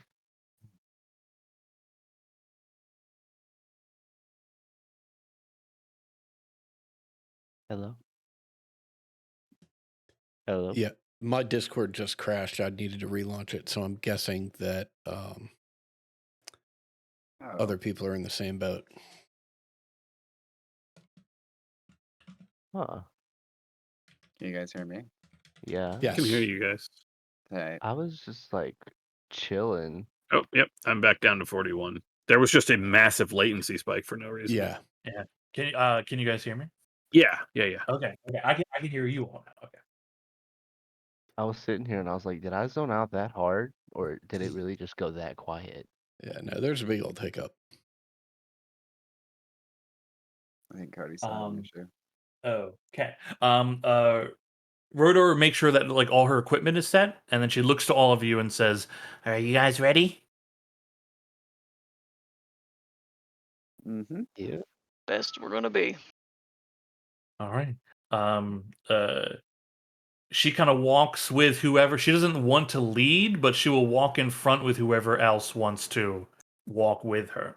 And you all begin following the path that leads up to the top of the caldera. Hmm. Um, we're going to fast forward the travel up to it. As you crest the top of this caldera, you look out and you see that this is not a volcano. There is no lava in the interior. But what you do see is a 5-mile wide hole that just goes down into a darkened abyss. Love it. Floating in the center of this 5-mile wide opening is a large amber crystal. To us, it would be 2 times the size of the Empire State Building, just floating in the center, very slowly rotating. You see there's a path that leads down and leads to a rock structure that is jutting out near it juts out about maybe 100 feet or so into this opening. And at that rocky platform, you see there are tents, several tents set up. You can see, from your perspective, it's like ants, your height. You can see there is activity here. You can see there is at the edge of this platform, a purple, another crystal, much smaller, but much larger than a human, based on the scale that you can see things at. A deep purple crystal. And you can see like ether, energy being drawn from this purple crystal out to the ember monolith itself. And you can hear this pulsing from it, again, reverberating in this chamber. The light itself pulsing in here. Rotor points down to where all the camps are and goes, "She's down there. That's where we're going to find her." How many others are down with her? You can see, based on your perspective here, you can see roughly maybe a dozen or so things that are moving about. Again, they like it's from your perspective and the height you have here. Again, everything looks like ants. They're not giant.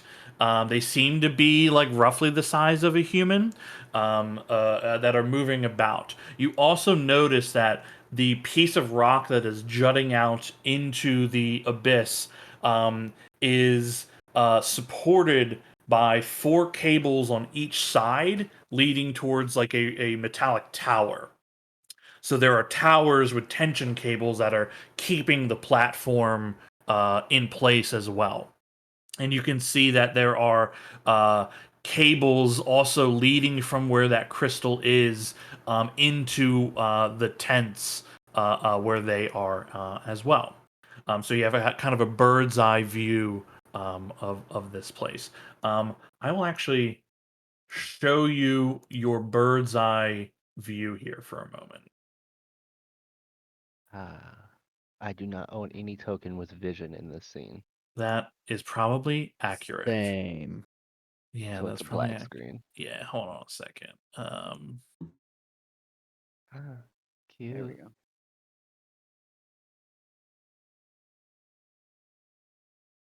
Okay, I will put you all in the center here. So you can see from your perspective up high, there are tents here. You can see there is a crystal at the edge of the thing. There are cables leading to the sides here. These are like metallic towers.